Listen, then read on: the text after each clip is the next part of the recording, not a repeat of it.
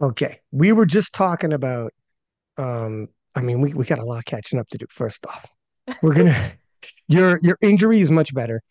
Dead's is still stitch lagging, but you got time Yeah. because your next meet is PA Nats Yep. Yep. April 2025. April. Yeah. I mean that's a lot of time. Yeah. You're So good. much time. We're good. But it'll be over a year of not competing, and you're 25. That's over a year of like you were the reigning world champ, never got to defend your title. And it's in your prime. You're taking over a year off. Like this was a serious injury. Yeah. It's actually crazy that since I've started competing, this is my longest break ever. Like I've never not competed. Like even during COVID times, I was competing in some shape, way, or form. So Mm, I think like the hardest part has been not competing and like not having that mhm. goal. So I've been trying to use it to my advantage at least to build some momentum. Like so, for people who don't know, what happened to the back, and when did it happen timeline wise? Oh, so it's the most annoying thing ever because you think I would have hurt my back doing something like important, like squat, bench, or deadlift, but I didn't. I bent over to grab a T-bar row and I just grabbed it wrong and I just did my set and it felt like not the best. And then I squatted on it the next day and it started really hurting. And just from there, it like just snowballed into like I can't bend over to put on my shoes. Like it hurts to squat like the Whoa. bar. Like it really just inflamed my lower back so bad. Like it ended up being more just like some sort of low back strain. I went to PT, did the rehab stuff, all that good stuff. But like we tried to like take time to let the back flare down, pull out some squats, pull out some deadlifts to be able to still peak for worlds because you can't just like stop training when you're 2 months out from, a competition like that. So we tried everything we could and tried to build back up. And it was like I can't remember how many weeks out, but it was like my supposed to be like a significantly like heavy squat day coming back to start peaking, 4 or 5 weeks out from worlds. And I just like couldn't load like over 120 on my back because it hurt like so bad. And I was like, okay, that's kind of like a time when you have to withdraw. When did that happen though? So this was after Sheffield, before Worlds that you picked that up, bar up? Yeah, I should check my notes before I came on the podcast. But I think I'm sure someone's going to correct me in the comments because I think I posted about it on Instagram. But I think it was like it had to be in like 2 months out or so because I remember doing like a month, like a block where we kind of pulled things back and then we were trying to ramp back up. And it was like a couple weeks out. I want to say the beginning of June, end of May is when I had to withdraw. And that's when I posted publicly online about it. Break. Yeah. So it was like I mean, you want to compete because it's you feel like you're not only letting yourself down, but you're letting your team down because it is a world championship. But mm. like I don't think I could feel good in myself if I had went and underperformed and just, not had a good time. Because you are still cutting, you are still traveling, like it's a lot to do. And so at Sheffield, we'll back it up a stitch because you obviously 2023 Malta won the world championship, best lifter. I mean, it couldn't have gone better. Right. That was that was it. That's the thing that dreams are made of. Yeah, that was a good And year. that was a good year. And then going into Sheffield, you were feeling good. Um, and it was like the rematch between you and Jade, which is starting to turn into like a good old fashioned sports rivalry where you guys are so close, so Yeah. closely matched that, and now you both won open world titles. You've clashed a couple times, and we got to see this happen again at some point. We're probably going to wait till the world championships, but that is, and not only you and Jade, the fact that she's from France and you're from US, and that is like the rivalry on the women's side Yeah. is France and US. It's like a sign of our era and our times right now that we're in. Yeah. I know you love the French rivalry between the US. It's amazing. It's amazing. The thing is, it's so thick and it's there. Yeah. But and we'll talk about some of the other battles that are coming up too, not just in your weight class. But so at Sheffield, how are you feeling at Sheffield? So Sheffield, like as a whole, strength wise, I felt great. Mentally wise, like I was really excited. I was super nervous, obviously, because it's like all eyes are on you. There's only 12, Mm. women out there competing like in the world. So it was so exciting. Like I don't think I could have asked really for a better day. Like I'm still really proud of my performance, even on the last, missing the last deadlift, which probably would have pushed, I think, the numbers a little bit closer. But I mean, I felt really strong on squats after I got the nerves out of the way. I think bench went really, really well. I got a PR there, and then deadlifts was pretty darn good, except for just the one oopsies on the last pull. So as a whole, I'm really proud of my Sheffield performance, and I'm excited to hopefully be able to come back at some point and kind of, push that number a little bit higher. 2020 hindsight. Yeah. That was a big dead. Do you think like I don't think we needed to load that much, or what were you thinking when they're like 230? Like strength wise, easy. Oh, Holding on really? to the Yeah. bar, questionable because it really just Mm. felt like it slipped. Like I had some, like I could feel it slipping on second attempts. And going forwards, I'm just going to bring, I don't know what it was. Maybe it was my grip strength. Maybe it was the chalk. I'm going to leave no stone left unturned next time around either way. So it just slipped out of my hands. It is what it is. I can't change it. I was definitely really upset after that happened because it was funny because everyone's trying to drug test you when you walk off the platform and you're just like emotionally either really happy or really sad. So I felt so bad for the lady drug testing me because I was just crying, super upset She having missed that. she became a Um, counselor at the same yeah, time. I was like, I'm so sorry. I'm like trying to get through the paperwork. But can't do anything in hindsight. It is what it is. If anything, it's gonna make me a better athlete for next time to be prepared and, hit that last lift. This is a 10-kilo jump. That was I don't know if you needed 10 kilos. Were you looking not just to beat Jad, but to beat overall rankings? Is that why it was loaded? I can't remember now because it's been a hot minute. It has been a But hot minute. 10 kilos would have bumped your total from 216.5 to 226.5, which is probably a lot more than you would need to defeat Jad. But I can't remember. You probably had other pieces in motion, like moving up Mm. rankings, because it's all the other women as well. And I can't fully remember how it went down because this is a while ago. That feels like a Yeah, ages ago at this feels point. like years ago. Yeah, I'm trying to remember Mm, exactly like the strategy that we had, but typically like 10-kilo jumps is what I do in training, so I felt like pretty comfortable with it. I usually do like a pretty low opener too, and then make a larger jump to my second, and then like either moderate or large to my third too. So the jump and attempt selection was absolutely like perfect. I wouldn't have changed a thing. I think that the bar would have slipped if I had an extra 5 pounds on there or less 5 pounds. I think nothing would have changed that. I remember my priorities going into Sheffield. Like I really wanted to place high. Obviously, yes, beating Jod, but the like allure of Sheffield is the top placing. So I think I had that mm. kind of higher on my priority list when I was like talking over attempt selections and everything. Talking to Delaney, I just dropped that podcast yesterday, but he was like, I couldn't believe when I made the podium at Sheffield. Like that was, it's Yeah. all world champions. So when you make a podium, I know what you mean, where it's like, look at if I make a podium at Sheffield, that's huge. That in terms of priority wise, especially how deep the crowd was. When you were at Sheffield, are you paying attention to other lifters and what they're doing in Jad, or are you just like, look, I got my blinders on, and if I start looking at what Jad's doing, where she's got to load up, it's going to pull me off my game. Oh, I have the headphones on. I don't know what's happening. I had no idea where I was placing wise. I was like frantically trying to text my coach, like, where am I? What's happening? Yeah, I had no idea. I just put my headphones on. I lift. I do what I need to do, and that's pretty much it. How wild is it?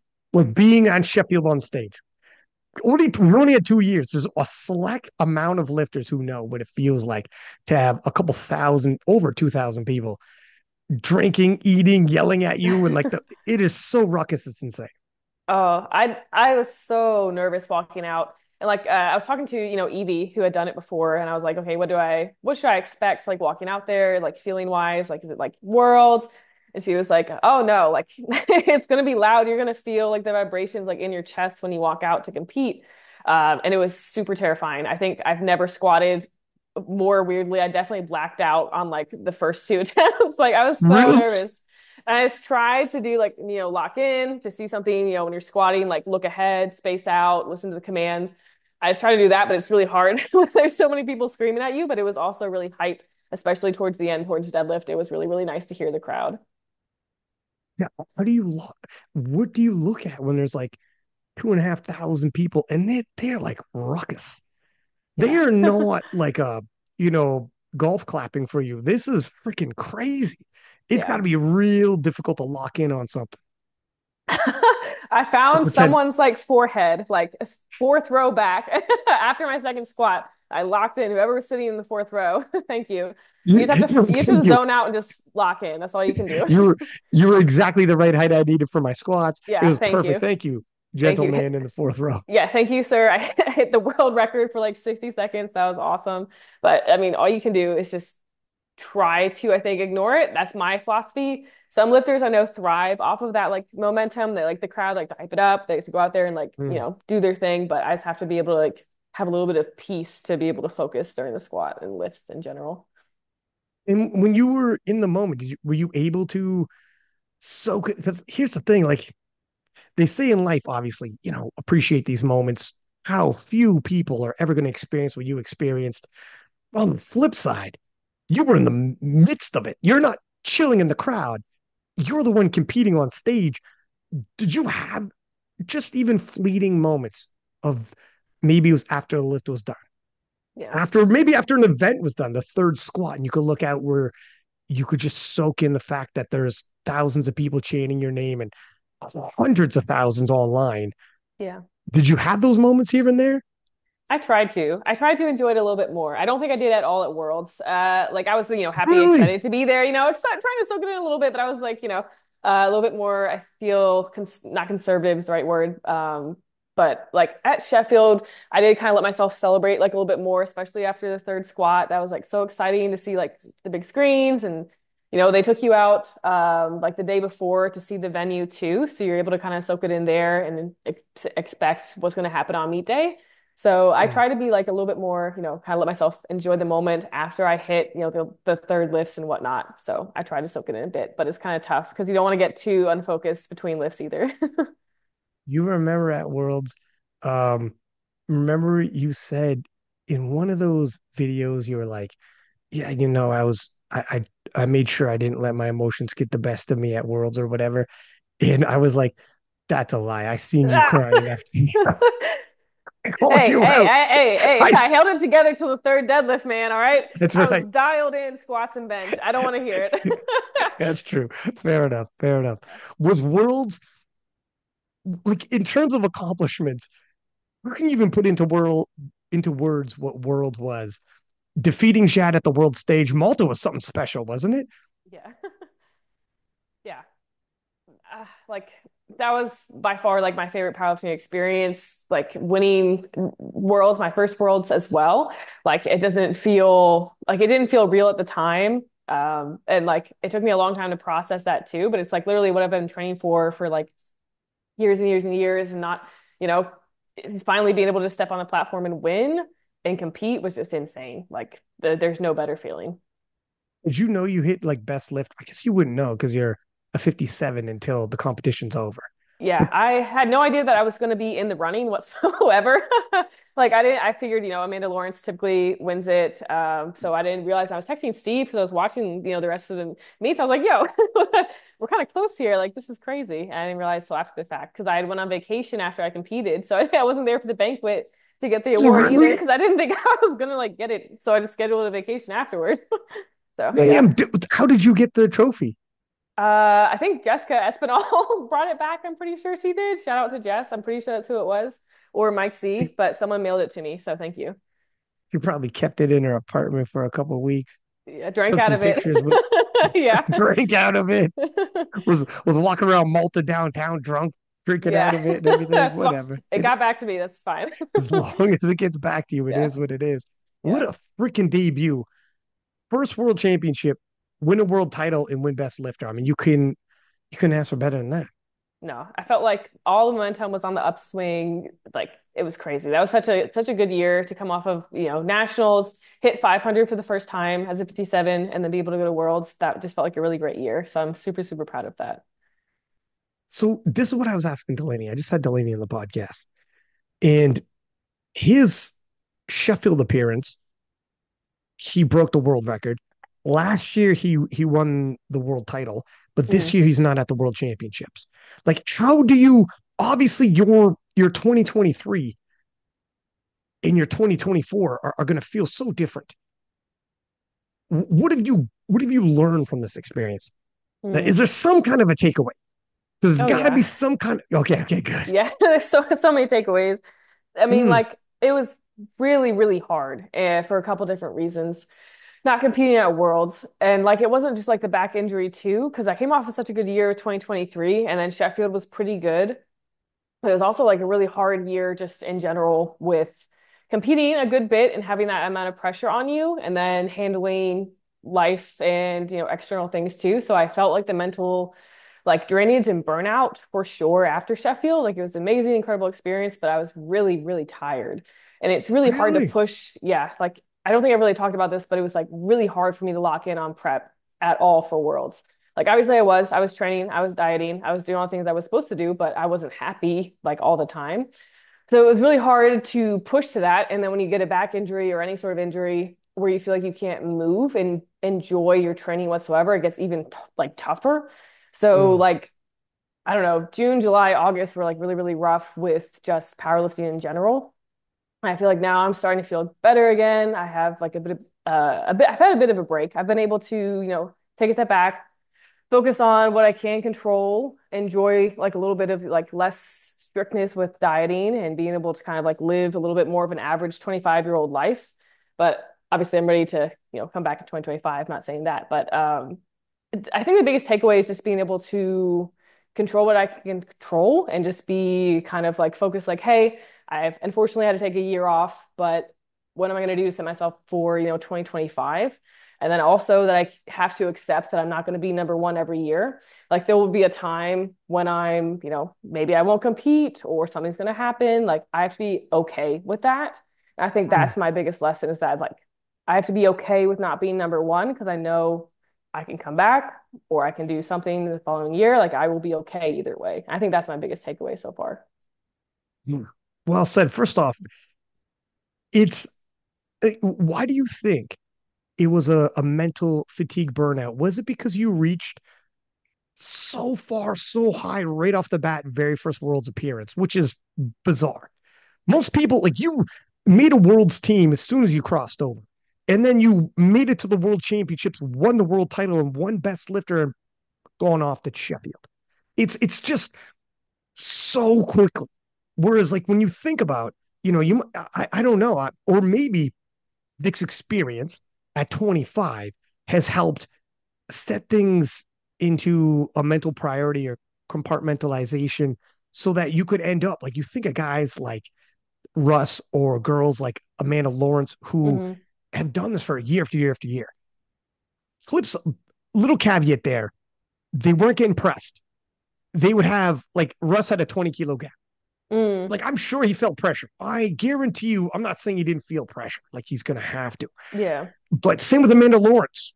Daniela Mello back in 2019, sure, but big gap. Maybe it's and maybe they would have been okay anyways if they had like fierce battles. But you have Jack up there, Yeah. where it's like there's no letting off. You can't have even like, Sheffield. You're right. You had a great performance in Sheffield. You had a great performance in Sheffield. Mm. In still by a few kilos, Jade nudged past. And it's that kind of pressure. Maybe it's different. I don't know. I'm not sure. But do you think this year has prepped you better to handle that, or what do you think? So, like, I don't mind at all the head-to-head battles. I think it'd be quite boring if I was by myself in a weight class. So I'm glad Mm, that I have like a Jade to compete against, and Bobby and all those girls as well. I like the pressure of that. I like having the kind of strategy that goes into that. Granted, I don't pay attention to it on meet day, but I still enjoy the head-to-head battle. So I don't think it was like that pressure. I'm not sure what it was, and it was really frustrating because I wanted more than anything to be locked in, to be excited, and I was just feeling dead. So, like, I'm kind of glad that I've been able to realize that, recognize that, and be able to turn around and spend this time getting better, with my back and feeling good so that I can step on the platform 100% because I'm like starting to get really excited to see what I can do in 2025.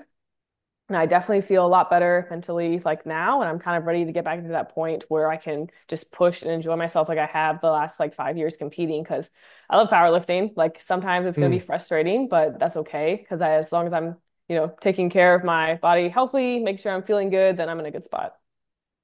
When you say you felt dead, was it like emotionally you just weren't feeling emotions? Like, why am I not excited about this? Like that? Or do you just mean fatigue wise, like you were tired, central nervous system fatigue, or was it an emotional, like, why am I not getting up for this?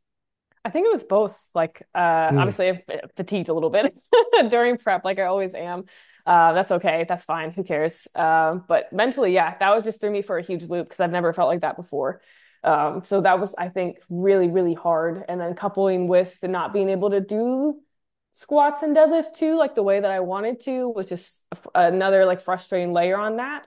And I think that every athlete's going to go through that point where they're going to hit some sort of wall where it's whether it's mental burnout or an injury, it's going to happen. I think everyone has to find their way how they're going to navigate that.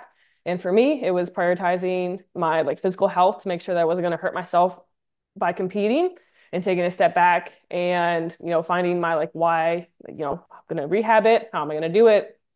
So I can come back and be healthy in 2025 because I want to come back and hit my goals. Here's a story. It's not really the exact same as yours, but it's interesting. It's got shades of the same as yours. Mm. But I don't know if you're familiar with Tyson Fury, heavyweight champion of the world. He just lost his title, but he's literally when he was born premature, and the doctor's like, he might not make it. He's 1 pound. And his dad looked at him and said, he's more than not going to make it. He's going to be the heavyweight champion of the world one day. And he was born in 1988, and the heavyweight champion of the world in 1988 was Mike Tyson. And his Mm. dad goes, matter of fact, I'm going to name my boy Tyson. Tyson Fury. That's his name. And the doctor's like, he's got 50-50 chance he's going to live, and he's not going to be a heavyweight. Now, Tyson Fury ends up being 6'9", 265 pounds, monster man. Yeah. So his whole life, it was literally a birthright, destiny to be the heavyweight champion of the world. He was named after the heavyweight champion of the world when he was born. His father said he's going to be the heavyweight champion of the world. In his whole life, he boxed all the way up to when he won the heavyweight championship of the world. And he woke up the next day and a funny thing happened. He didn't feel like he was the same. Yeah. Everything that was bothering him, all the birds, the blue skies, the life is the exact same as the day before. And then deep depression hit. And on his side, I mean, this is not you, but on his Yeah. side, addiction, severe mental health issues. This is very much an exaggerated story, but it's very unique, and it's Yeah. you could glean a lot from it with these extreme stories. He left boxing for 4 years. He ballooned up to like 350 pounds, mental health, addiction issues, almost Mm. lost his marriage, turned it all around, made a major comeback, fought for the title again when other boxers were mocking him when they saw how much weight he gained. And then in his title fight, in his comeback, in the very last round, he got caught. And I mean, that he was dead to rights on his back, looked like he was dead. And he rose, and the guy who knocked him down is like the scariest knockout artist the heavyweight division had. And afterwards, and he ended up finishing the fight on his feet and won the fight, won the title back. Great story. Wow. And Okay. afterwards, they asked, yeah, it was a good start. And Yeah. afterwards, they asked him, like, you look like you were dead out there. Like, how badly hurt were you? And Tyson said, I was very badly hurt, but I Mm. had to get up to let everybody know who's dealing with some mental health issues, etc. Like, it doesn't make you weak. It doesn't make you nothing. When you feel these things, it doesn't mean that. And I had to prove to them. And he comes back in a macho sport like boxing. You talk about mental health issues, they're like that's weakness, and he's as strong and sturdy as they come. Now, this is again an exaggerated story and Yeah. not quite the same as yourself, but there is some parallels in terms of sometimes you reach these pinnacles and you feel weird things, and it's hard to explain like why, if Yeah. that makes sense. Yeah. No, that makes sense. Crazy story. I gotta like watch that or something. So it's a phenomenal. Oh my Yeah. gosh! Like he's So he's sorry. got I a haven't book seen out, that. and that's the abbreviated version. He's Okay. got like Okay. if you watch that his comeback match when they were fighting for the title, it was insane. But when you were on the sidelines and so you started, you didn't feel the way you wanted to feel about it. Then you get injured, compounds it. So Mm. you weren't up, you weren't hyped, you weren't inspired.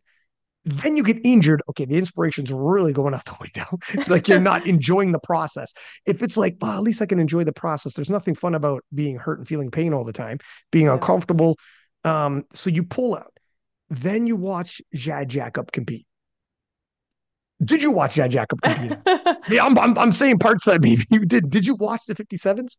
I tried to watch the majority of Worlds, especially to cheer on the rest of the Team USA. I don't think I specifically watched the 57 class. I really watched Bobby though. Just from a fan perspective, I love watching Bobby lift, so I watched all of her lifts, but I didn't watch Jade or anything compete. I saw that she won, hit whatever and ever, and that was kind of like it. Was it because like it was going to hurt too much? Okay, I was going through your Instagram before I do these interviews. I catch myself back up to like what was the scores for Sheffield, what was the Mm, scores when they won Worlds, just relive some of it, right? Because so much happens. And I was going through your Instagram and I saw one post right after Sheffield. It was a picture of you grabbing your singlet and in the caption saying 80 something days until I get to defend my title. mm, And it's true though. It's an honor to defend your title, and it's your yeah. title. You defend it. Whatever happened to Sheffield happened to Sheffield. To an extent, it's a clash between you and Jade, but also it's a clash between everybody else. So it's not really head to head with you and Jade. But Yeah. the defending your title, and is it because that was your title, and you're like, I can't even be there to defend it? Just it was too much to watch it, or Mm, why do you think you couldn't watch it? I just don't think I would have like enjoyed it because I feel like if the situation were reversed, and let's say I went to Worlds and Jad was injured, I feel like I don't know, we're such head-to-head battles. It wouldn't have felt as much if I had won. So I just wasn't as invested in watching that class because we weren't able to be there together, if that makes sense. You know what I mean? Or there wasn't like a really head-to-head battle for first place because we weren't there together. I mean, for sure, it wasn't nearly as like from a fan perspective. Yeah. It's nowhere near as exciting as Yeah. if you were there. I mean, that's not debatable at all. You guys, you and Chad is like flip a coin. We got to see this thing happen over and over again. We got to. You guys are like Pete Sampras and Andre Agassi or whatever rivalry Yeah. that can go on. But would it have been tough as well, just like even mentally because you had to miss out? Probably like a little bit because you get some FOMO because no matter what, like Mm, World Championships, you don't want to pull out if you can't help it. Yeah, I really wish I could have been there. So yeah, it's probably a reason why I didn't watch that class specifically. It's just like, man, this sucks. So I'm just gonna move on and watch the 63s. mm. And Yeah, what did you think about the rest of the worlds? What did you think about? Let me ask you yeah, about. Well, let's talk about the 63s first off. Megan Scanlon going into the 650s. Holy smokes, she's yeah. arrived. Huge Meg Scanlon fan, and now we're gonna see her at Sheffield. So Mm-hmm. super excited for her. I think the rest of the world was like really exciting. Like so many people came over and competed. Like the big guys too. Like we had Petrie, all those guys competing. That was insane to watch. I'm trying to remember who else because Worlds has been a minute, so I'm trying to like refresh my memory of like the biggest Well, battles as well. Yeah. let me ask you about this. Were you surprised about Leah versus Gara? Yeah, a little bit. That was a good Little, battle. little bit, Yeah. huh? See, Yeah. here's the thing. Leah's a phenom, obviously, Obviously. but sometimes people sleep. Gara is understated. She's understated. Like her English is getting better and better, but she's not as flashy as Leah on social media, etc. And I mean, she's done it all. She's won world championships in equipment, in classic. She's won world games. Yeah. She's been at Sheffield. She two different weight classes now, 69 and 63, multiple time at 63. It's crazy. She's Yeah. an all-time great, but people can look past her. Now, Leah's won world titles in 63 and 69 and done. Like she's an all-time great too. But I don't know. It was some attempt selection people were saying in terms of like could Team France have Yeah. done something differently in the Maybe. squats, but it is what it is. This is what happens when you Yeah. when you roll the dice and play the game we play. But that was somewhat surprising. Now, Leah's dropping down to 63, Right. Yeah. and she's gonna clash with your girl Meg Scanlon. Yeah. Things are crazy. That's right. I think I just saw on Instagram today, like she was posting like I think it was deadlifts. I can't remember or squats maybe. Her body weight was like 64 kilos or something Yeah, crazy. Yeah, yeah, that's gonna be an insane clash. I'm very yeah. excited for that. That might be my favorite actually now you say that. Yeah. Leah was taking 200 kilos, 441 pounds for reps on deadlift, Yeah, that's repping right. it out, having some fun with it. Like Leah, it's gonna be freaking crazy. Yeah, it is. But I'm really excited to see Meg's bench though, because I think that's like the biggest advantage she's gonna have. Oh yeah, Subtotal queen, get what you can get, yes. and then go into deadlifts. Like Meg's deadlift has gone up, Yeah, But it's when you great. got Leah Yeah. Bavwa Leah's just repping at is 200 kilos, really cool. Yeah, hers is really, really strong. it's insane. Like Leah Yeah. Bavwa's on another level when it comes to the deadlift. So it is what it is. Like Yeah. Meg's deadlifts come a long way, but Leah's just it's gonna be nuts of seeing those two clash. Yeah. And so Agatha, I don't know if you've seen this. Agatha, okay. I had an interview with Agatha after the World Championships. We're on the platform. Okay. And I asked her, what weight class are you going to go? Because you did Sheffield as a 69, won Worlds as a 76, Oh, yeah, that's right. and at times was even contemplating going up to 84 and clashing with Amanda. I think And she's going to, regardless, at here's the some thing. point. Yeah. So, you know that meme with the This, Grim I Reaper knock? already know what you're talking about. Yeah, the Grim Reaper. Yep. Yeah. That's her. And then knocking on the door. One was 69, the other one was 76, and the third door was 84, and the Grim Yeah. Reaper was Agatha. And then Amanda Lawrence replies back, I'm not the one who answers the door. I'm the one who knocks. Oh my God. Love it. She's the Grim Reaper. She's like, be careful.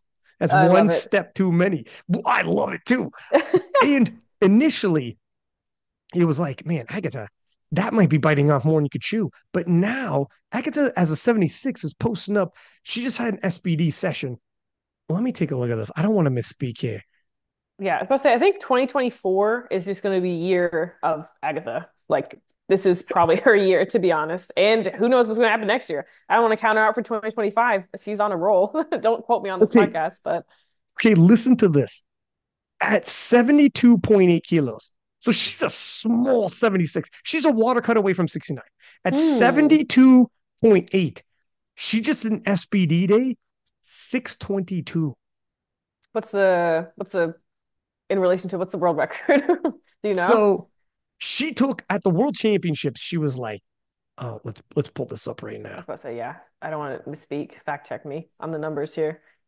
Yeah, let's do some fact checking. So she's got the world record from the World Championship. She did 613. Okay. So, but as a 76, I mean, she looks like she's at 72 point, change. So she's not even a real 76. She's a No. water cut away from 69. When she goes to Sheffield, she's going to pert. Like it's, look at, I love Corolla Gara, but she ain't Mm, doing those 620s. Like that's yeah. insane. Like Yeah. that's just going to take those 69 kilo world. And I told Agatha, for no woman has or man has, I don't think any man has done this. I don't think anyone, period, has Yeah. ever won 3 world titles in 3 weight classes. Ooh. Trying to think if anyone has. That's exciting. Yeah. So I'm like, Agatha, before you leave 69 kilo and forever and like bulk up to 84 because she wants to do 84, I'm like, I was telling her, you gotta collect the 69 kilo world championship. You Yeah. gotta take that before you get too muscular and get to because it's harder. Like the more muscular you get, the Yeah. harder it's gonna be. It's now or never. Do it now, grab that world title, and then you have two, and then you go 84. And I was telling her this because when we sat down, we did an interview on the platform not long after she won. Yeah. And Agatha's like typical 20 years old. She's like, I want to do this. Nah, I think I'm going to do that. Nah, you know what? I'm going to go 84. And then she's like, nah, wait a second. I'm like, I Agatha, love it. listen. Yeah, she's all over. I But look freaking at love this. it. Yeah. She's the It's what best. happens when you're 20. It's what happens when you're 20. The idea pops in your head and you're like, I'm all in. Yeah. And then I 20 love minutes it. later, you're like, 20 minutes later, you're like, change my mind. I got a new plan. But I told her, Agatha, grab that 69 kilo world title.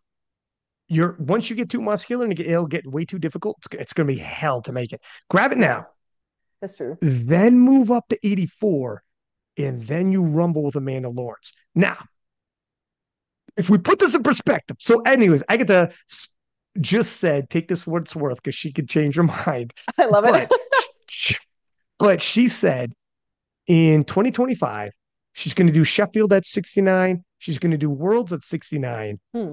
And in 2026, she'll do Sheffield as a 76, Worlds as an 84. Ooh. So we have the next 2 years of Agatha planned out. I like it. 2 years of it. Well, I mean, let's use the word Maybe. let's use the word maybe or tentative. Okay. Let's say tentatively speaking. Okay. Okay. Yeah. And I'm gonna have her on the podcast after Girl Power and we'll Awesome. Yeah. talk and we'll see where she's at. But if you're looking at Amanda Lawrence, So if Agatha's now at 72 kilos, 622. Let's put a pin in that. And this is 622, not peaked. We'll see what she does at girl power, but 622 at 72 kilos. And 84 is obviously 12 kilos body weight. I Yeah. don't think she's got to fill out 84, but No. God bless if she does. Let's take a look at We'll see. Amanda. I think Amanda will thrive under that like direct pressure though, because Amanda's like super competitive, always pushes herself to get like the best lifter at Worlds and other comps. So I think if she has like someone who's actually like really pushing her in her class, we'll see some PRs from her as well. Fair. Okay, dig this. Right now, Mm. Amanda Lawrence won worlds with 642.5. So it's Okay. what around 20 kilo difference of what Agatha is pushing right now. At 72 kilo body weight. Ooh. So if Agatha, and this is not 2025, by 2026, this is the pressure she's going to start putting on Amanda Lawrence.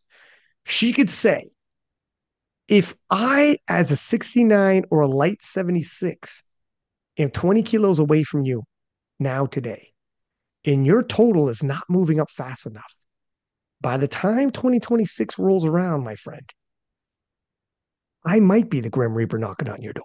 Ooh. You should have them both on the podcast. See what 100%. they Not say. yet. Not yet because I got to wait till she moves up. Oh yeah, Again, we gotta wait again. like 2 years, then have them on the Yeah, podcast. yeah, See yeah. them talk about it, then then we'll Dude, go. talk about showdown 2 years Yeah, in the future. But mark your calendars now. mark your calendars, get your tickets. But I don't know. Like it's at this point, even right now, I think she'd make a run at it. And it does. I think you're right. Amanda Lawrence is the type when she feels pressure, she's going to go. But she's actually this time for real going to feel pressure. Like 20 kilos, like, wow, 20 kilos is a lot. Agatha's throwing on kilos in her total like crazy, and she's only Yeah. 72 kilos.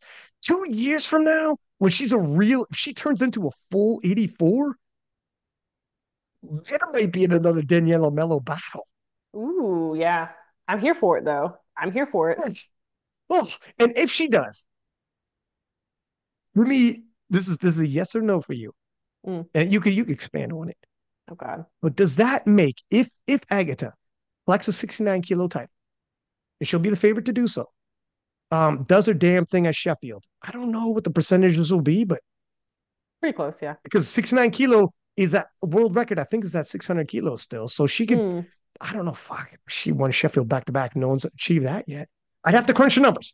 Okay, Can you do the imagine? math, Because Ryan. yeah, I'm the one doing all the fact checking Yeah, and I'm Ryan, doing absolutely nothing. You're holding down the that's team here right. right now. That's right. You're enjoying the side chair. Just be like, yeah, let's run it. But if she achieves all that Yeah. and then challenges Amanda Lawrence, if she beats Amanda Lawrence after doing everything at two Sheffields, 69 kilo and 76 kilo title, and then beats Amanda Lawrence, who might be the GOAT. She might be the GOAT. You can make a very good argument Amanda Lawrence Yeah. is the GOAT right now. And she beats Amanda Lawrence head up and takes the 84 kilo title. Is Agatha the GOAT? Yeah. I gotta say, yeah. If she can do that, back to back Sheffield, winning Sheffield just in general, like granted, it's really hard. It was, percentage wise for Amanda going to Sheffield just because of class. She set the total so high for her to break that Mm. record. It doesn't stack up as some of these other weight classes. But if Agatha can win Sheffield back to back, multiple world titles, and then beat Amanda Lawrence in her own class, I think that's pretty undisputed, like GOAT status. But I'm a big Amanda fan too, so I don't want to have this sound clipped and then people get mad at me, Ryan. But I'm but not clipping. okay, but I think I got to Amanda's gonna edit do this. some great things. But Agatha That's could be right. the goat. Yeah. I Yeah. mean, what if she, well, first off, if she wins Sheffield, the way Sheffield's made by percentages, Mm, and she's the one who jacked up the 69 kilo class to 600. And I haven't crunched the numbers, but if she can, because a lot of people like, how hard it would be to win Sheffield 2 years in a row because of the way it's made. And yeah. that's kind of on purpose. They don't want the same person winning every single year. They want Yeah. it difficult, right? Yeah. So that's kind of the reason why it is the way it is. But I get to can pull that off. Holy Crazy. frick. I don't know how many back-to-back Sheffield World Champions we'll have in like the next 10 years. Yeah. I'm That excited though alone would make her for unique. I'm excited though for the world records to go up though, because I feel like the first year it was like a crazy margin. I got a little bit lower the second year round because now all like the weight classes that weren't as competitive are getting more competitive because these people are Mm, moving up and down, which I enjoy as a spectator. Because now third year round, if we're thinking, the following year, it's going to be super, super close now because Evie's pushed up the 52s insanely mm, high. Um, Agatha again has pushed up the totals. So now in the next like 2 or 3 years, it's not going to be like five people breaking the world record by 102%. It's going to be like 99%, 98%, maybe 101%. Like I'm excited for that mhm. part for the like level to get higher and higher. What do you think about, like, we'll get back to some of these other people, but for yourself, do you think you are a career 57, or do you ever think about, because you're 25? I mean, Megan's 35. Who the frick knows what the future looks like, right? But what do you think? I've gone on multiple podcasts and I have been like, oh yeah, 57 is great. They're gonna stay here forever. I don't know, man. I don't know. Some weight classes are looking pretty interesting. I don't know. 57's for sure next year, obviously, but I don't know. I kind of want to have some fun. I was thinking about before I got hurt what I wanted to do for if I made it to Sheffield for 2025. If I wanted to stay 57s, because if I was going to make a change, it would have been at that meet. So we'll Mm, see after I do 57s this or next year what I want to do for 2026. But I have world record to defend or world title, and then I'll decide from there. yeah, I mean, you guys, are you and Shad 1-1? Yes, me worlds, her Sheffield. Yeah, That's a good one too. Yeah, you need a third clash. yeah. There's another world title to be won. I mean, a two-time world champion is pretty cool. Were you thinking, if you would switch something, would it be up or down? I don't know, man. That's a good question. We'll see what happens. You're like, I can tell right now. I, Right? see what It's happens. tough. I've seen it's weird because like you're lean, but I've seen crazy like Evie's lean. And Evie got like super duper lean. Yeah, And usually I would think if you get super duper lean, it'd be very difficult to remain strong and feel good, yeah, etc. But freaking what she's doing is crazy. yeah. She's locked And in. Yeah, yeah. So I don't know. But on the flip side, you got some people who've gone up and actually like bigger, stronger, and like man, I should have went up before. Like I was killing yeah, myself in like I've been waiting too long. I was cutting like Joe Bornstein. Actually, he yeah, went up to 83 yeah. and That's right. boom, Phenomenal. Yeah, he's amazing way better, performance. Yeah, way better. Then on the flip side, you got a guy like Shell who's like, let me cut down, and he's just like, man, I should have done this a long time ago. yeah. What Now the hell he's was I doing as a 74? Now yeah, he looks like he's the guy at Sheffield. So yeah, I don't know. It's difficult. I have no freaking. The easier part would be just to move up to 63 and see what the hell yeah, happens. It's yeah, yeah. like, yeah. Be interesting. But it would. Or How tall are you again? You're not short, right? Not for a 57. oh my gosh, everyone thinks that I'm like so tall. I'm 5'2", so I think I'm average for 57s. I'm a little bit taller than Jade, I guess, but I'm pretty average Yeah, height. yeah. You're like 2 inches tall. Maybe it's because in relation to other 57s, you think Yeah, you're tall. yeah, maybe a little bit taller than other people, but not that tall in real life. People, listen, 5'2" for a girl in powerlifting, like guys are 5'5" and they're That's true. I'm 83s. basically you're telling me I'm 6'4" right now, right? You're gassing me Like up. In this is powerlifting, I am tall. it's on the curve. It's on the Yeah. curve. It's downright intimidating when you come down the hall at 5'2". People in Oh, powerlifting, huge. Yeah. in the grocery store, no one will look twice. I'm like, yeah, whatever. That's Yeah. normal. In a powerlifting competition, I'm like, my gosh, she's tall. What the hell's going on here? That's hilarious. I Um, love that. but it's true. It friggin' you. We were talking offline actually about Jade tinkering with 63. So here's the story of that because I was going to tell you. Yeah, yeah, yeah. I think, and this is kind of weird. Let me get your perspective on this one. Jade won the Open World Championship. Junior Worlds rolls around a couple months later, and Jade actually was initially, at least, signed up for Junior Worlds. I don't know if you're the Open World Champion, and she was going to go up to 63 for it. Now, okay, I can see where it'd be fun to not cut, maybe put on a couple Yeah. pounds, like a kilo or something, and see what happens. Yeah. Maybe like let's just see. That's kind of fun. I could get Yeah. that. But when you show up, it's still for a world title, and a lot of eyeballs are on it. And Alba Bostrom, who I don't know if you've seen what she did at Junior Worlds, Actually, yeah, I know who you're talking about. Yeah, yeah, yeah. murdered, murdered Yeah. everybody. Alba, like I've said before, this isn't just 2020. I was like, I don't think Jade should go head to head with Alba unless she doesn't care if she loses. She's like, whatever, it's not my weight Whatever. class. I It's don't fun. care. Yeah, yeah. But when you're an open world champion, you're the open world champ. I don't know. There's something about like, I don't know. I don't know if it's the look you want to like go to worlds and get beaten by like Alba's in the 550s. Alba, like Yeah. like if Jade is in the 520s, let's say Jade pushes into the 520s. She hasn't yet. So let's say she PRs and goes in the 520s. She'll lose by like 30 kilos to Alba. Like, Mm. you understand what I'm saying? Like, that's not even close. Like, Alba will, Yeah. Yeah, I don't know. I guess it depends on the goal though. Like, is it for a fun meet? Like, you don't really mm, care. You're just there for the experience. I would rather take an off season and not compete and recover so then I could come back for either Sheffield or Worlds personally, but I don't know. mm. To each their own, right? I probably wouldn't do it if I was in the situation. Like, if it was not Alba, but it was Kurolagara, nobody's going to say much because, like, it's Kurolagara. Or if it was Meg Scanlon, who's Mm, the open world champion at 63, an open world champion. So you're an open world champ, you move up. It is what it is, right? yeah. Like, no one's, the expectations are she should win. But because it's the juniors, I think is what it is. Where it's like Mm, you're the open world champ moving into the juniors. If you win a junior title, what does that mean when you're the open world champ? It's a step down. yeah. There is, you're the open world champ. Winning a junior title, the risk reward factor isn't really there so much. Yeah. That's why I could more see going up to 63 at like another open meet just for fun, but it's not the junior worlds. I don't know. Yeah. Yeah. That's just the way I was looking at it. She signed up for Girl Power. Isn't that this month? Yeah, it's in She like five is. days, right? Is she doing Yeah. 63 or 57? That's very Fact that's a check. very Fact good check it, question. Ryan. Let's go.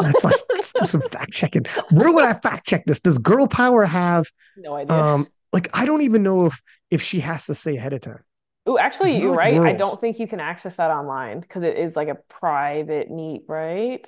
It's and not like I don't think they hold you to it like worlds. Like I think, local meets, if you you can show up, roll in. Yeah. yeah. Maybe So it's that then. I would if I was, I mean, fuck it, I'll do whatever I want. And then Mm, because the other girls are girl power, you have like Agatha, you hmm have freaking Is Heather I Connor mean, doing it? I can't remember. Don't think Heather so. Connor's doing it. Oh, she is? Chiara Okay. Bernardi, Chiara Yeah, Bernardi, who's like multiple time medal. You got like tons of world that's class right. Yeah, lifters. yeah, yeah. That's such a fun meet. I'm so excited for that. Yeah. It's going to be amazing. Yeah. That is one where if you go 63, whatever, it is what it is. You're going That's against a like fun open meet. world Yeah. champions. Yeah, it's a fun meet. Yeah. But did you see what Alba did? I don't want to bounce off this for 1 sec. Alba, when she won, her total at 63 was so big, she would have won 69. She would have Yeah. won 76.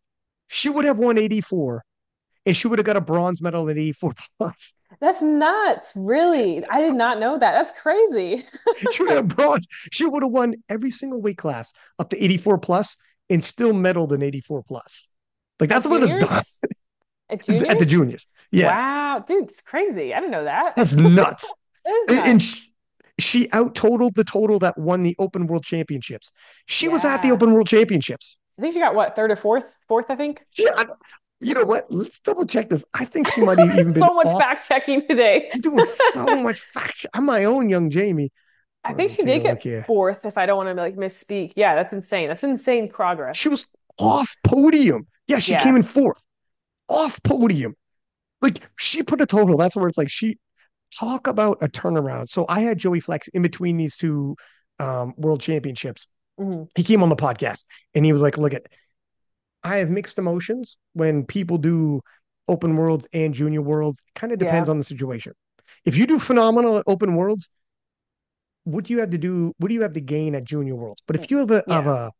if you have a bad taste in your mouth at open worlds, Then go do Junior Worlds. Yeah. redemption time is right around the corner. And Alba at open worlds off podium and look like kind of like, I mean, you wouldn't suspect that she's right up there with Meg Scanlon. 2 months later, she posted a total higher than Megan did to win open worlds. Like, oh my God, Alba, what the hell happened there? I don't know. Yeah. What do you think? Like, can you do like do you relate like something like that would happen where because you can get stronger, but that's pretty crazy, huh? Maybe Talk just all about the difference. pieces fell together, the attempt selection, the Mm, strength. I mean, maybe you just have one of those days, worlds might not have been your best. Yeah, hmm it's insane. hmm Yeah, Talk about a turnaround. now we wait for Open Worlds 2025 and see what happens. Yeah. If you could give a wild card out, okay, but first let before we do this, because this might help influence your decision on Mm, this. So Jessica Espinal was at Junior World as well. Did you that's see that right. she broke the open world record? Yes, I saw that. Yeah, yeah, yeah. I Yeah. think is Turbo Tiff. She's prepping for a meet. I can't remember if She's it's doing French girl nationals. power, right? Is she not? It might be girl power, but I think French nationals is rolling around too because Penn is also prepping. Ooh. Yeah, I think you're right, actually. Yeah, yeah, yeah. Maybe it's that one. Yeah, Um, I think so. but either way, she wants to clap back. Like she's already done an SBD session that was higher than the world record in the gym. Yeah. But for Jess, open worlds wasn't the total she wanted and came in second again. Hmm. And it was, if you looked at the numbers, you would think she's further back than she would think. Broke the open world record at Junior Worlds. And I posted a poll saying who would win between Tiff and Jess. Mm. In the and actually more people said Jess. I don't know if that's recency bias or what. Mm. Surprised. I feel like your audience is all is all French. That's I good mean, though. Go USA. Let's go. yeah, I mean, it might be also recency bias, but Yeah, yeah, for we'll see. sure. Because if Turbo Tiff drops a huge one, who knows? Yeah. But if you could give a wild card, if SPD Benjamin Banks calls you up, Mm. says Nat, I'm giving you a wild card to give to anybody, but you can't give it to yourself because I that's was a gonna say nice. Natalie Richards. Let's go. Sheffield 2025, baby. You're like, Ben, say no more. I'm booking my Yeah, tickets. I It am is what it there. is, kid. I'm You're locking in like, right now. what'd you think? I was gonna do the righteous thing and give it. I'm gonna give it to Elbow Buster. I'm Yeah. like, no, I'm going. Fucking, I'll see you. I'll see you soon. Yeah, for real. Um, but let's say he's like, you can give it to anybody you want, but you can't give it to yourself. Hmm. Who would you give that wild card to? It's Alba, right? Because then we have Meg, Leah, her, correct? Yeah, That's and an that's insane battle. That would be fun because you're pushing each other. You have like multiple pieces moving at the same time. I think that would be the biggest battle. that would be And I think the more likelihood of the record being broken higher as well. Yeah. because the other person, I mean, you would say Jessica Espinal, but that clash at 63 because it's a Yeah, three three head to people. head Yeah. is more fun to me. Yeah. Like I think Jess and Tiff will be amazing, but it's gonna happen. But seeing three people head to head and they all apply pressure from different sides, like you're chasing ahead of you but defending behind you, and I think it's more it just is more exciting when there's three. It's Yeah. stacked like that.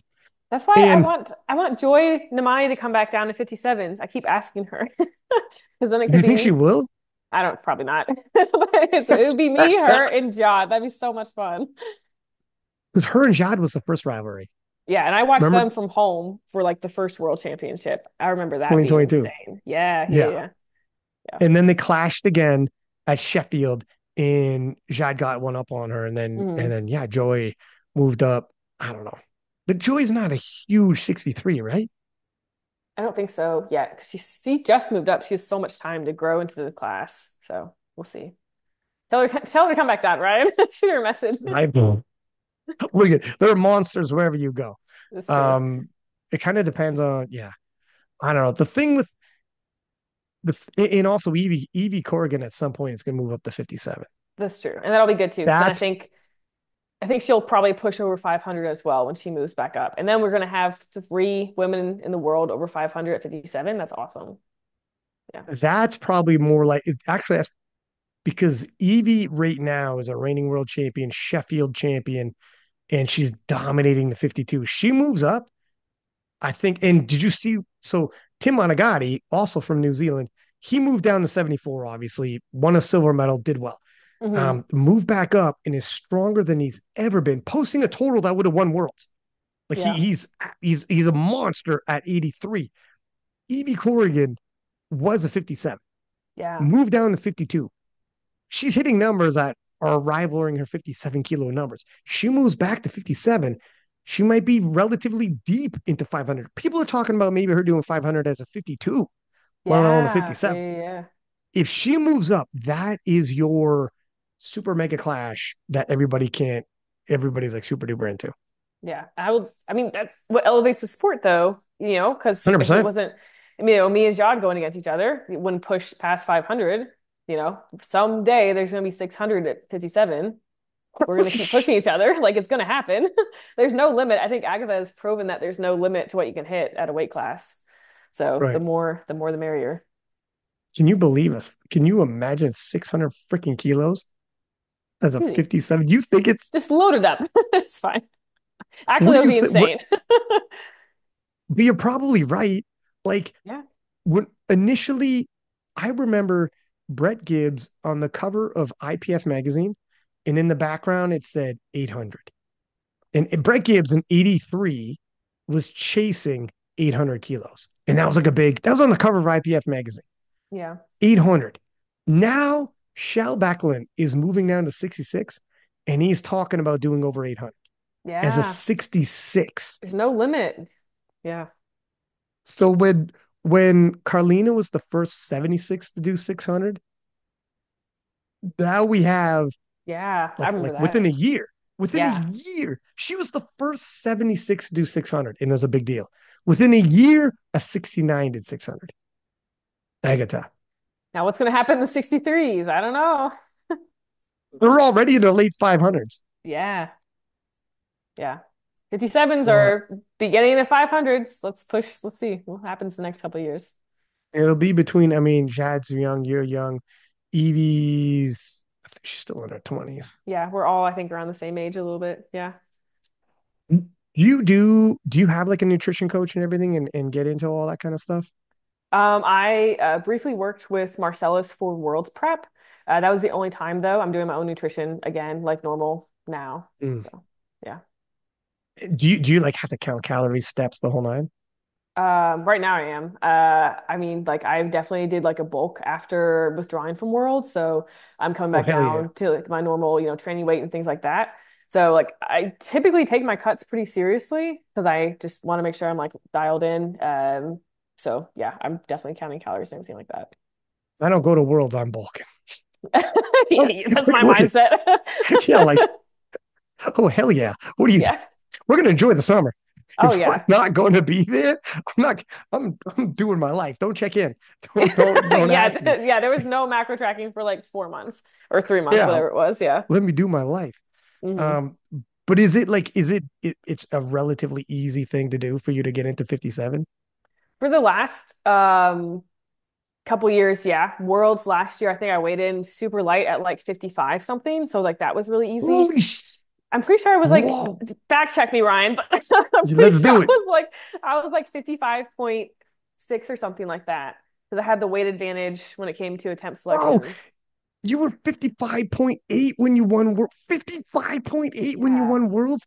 You were 56.3 at Sheffield. You were definitely a small 57. Yeah. Now, like I probably do need to dial it a little bit more after the after the summertime, but it Yeah. has been pretty easy once I get into meat prep mode, like 3 months out to diet, and I just do a gut cut and I can make weight like relatively easily. Yeah. So Greg, we'll so see. when I asked you if you would ever change a weight class, you really are kind of sort of close to 52 at times. Like it wouldn't be crazy to be like, maybe I go 52. Hmm. Interesting, It's not as Ryan. Not crazy as people.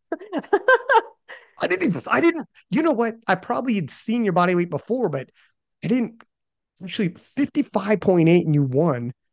55 is not crazy far from 52, obviously. Yeah, it would just take a little bit more time to get there, but all I have right now is time. So I've been kind of thinking about what I want to do. But granted, I am very heavy right now. I've been enjoying the off season. I'm putting on muscle Eh, mass.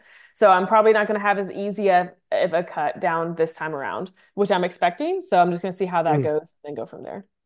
I mean, you have options to do the thing with Jad at Worlds, try to break that tie, win another world title at 57, And then you could decide, okay, at Sheffield, I'm gonna pull an Evie.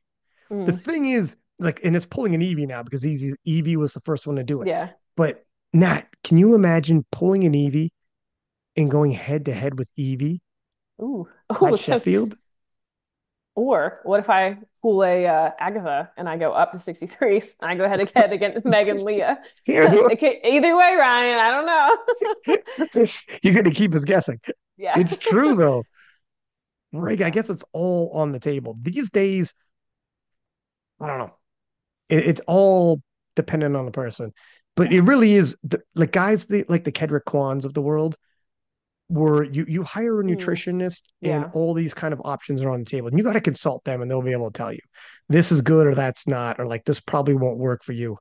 The like I think the initial knee-jerk reaction is when you have certain numbers of a certain weight class, you think if I cut and I keep those numbers, I'm gonna Right. How kill does people. it compare? Yeah, yeah, yeah. Yeah. That's definitely like an option too. And like the cost benefit analysis is, hey, do I stay in my weight class, try to break the world record? Do I go up, see if I can gain a bunch of kilos on my total with the added body weight? Or hey, how can I diet efficiently and maintain what I'm doing? You have those three options, and that's what kind of Sheffield is presented and why you see all these weight class changes. Yeah. Yeah, I interesting. don't know what and you're not like if you're like 550s, but if you went up to 63, it's not you're already into the fives. You're already pushing 520, knocking on that door. Yeah, A different last deadlift, you might have been 520. yeah. If you're 520, that's not that crazy to if you go up a weight class to throw on kilos on there either. And bulking's fun. I've had a great time this summer. Bulking is a lot more fun. Yeah. Let's not, hey, if it's lifestyle wise, Evie's talked about it saying initially it was very difficult and now it's getting easier and easier. Yeah. However, she's also was on the podcast talking about like, no, like I found there are foods that taste good, make you feel full, but aren't a lot of calories. But that Yeah. becomes your life. Your Yeah. And life that's hard. becomes, Yeah. yeah, Yeah. every year. Well, I mean, the way she's looking at it, she said, initially, I'm going to do this 1 year, do my damn thing, collect the big check at Sheffield, select the world title, do all Yeah. these things, like become like a star in A powerlifting, which powerhouse. 100%. Yeah. Yeah. Yeah. And then whatever, I can go back to 57. And then the second year rolls around, she does it again. And it's like, she said, she thought it'd get harder because you put on more muscle. It's weightlifting. The Yeah. byproduct of weightlifting is putting on muscle. She's like, I thought it was going to get harder, but it's gotten easier somehow. I don't Yeah. know. That's like such a great athlete like mentality too, is like being able to lock in like that. Like dieting, taking all the, externals and just staying consistent. Like that's so impressive. Like I love watching Evie lift. So like all the awards she's gotten, 100% earned, like all her flowers, like that is insanely impressive. She's maintained it and continued to win. I think a piece of it being able to do that is knowing that it's not forever. Yeah. Like, This will end. yeah. It'll all go away.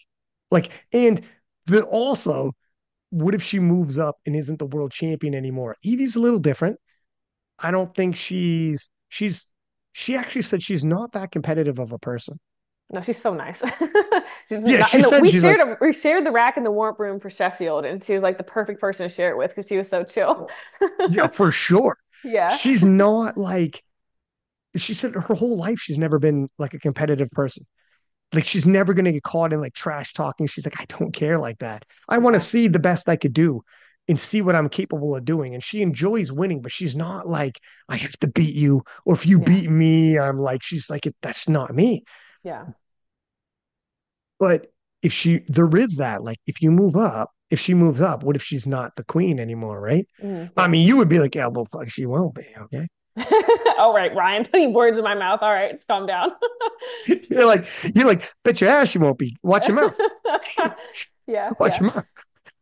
Yeah, she won't be queen. That's how that goes. But I think there is something to something that's difficult and it takes a lot of discipline, but in the back of your mind, this is just a temporary, this isn't going to last forever. It'd Yeah. be wild if she moves up and you move down at the same time and all the 52s are like, One That'd be day such a flip-flop. I would love that. she announces she's going 57, and all the 52s like fucking holy shit. And then the next day you announce you're going 52, and they're like, God, fuck. That'd be so funny.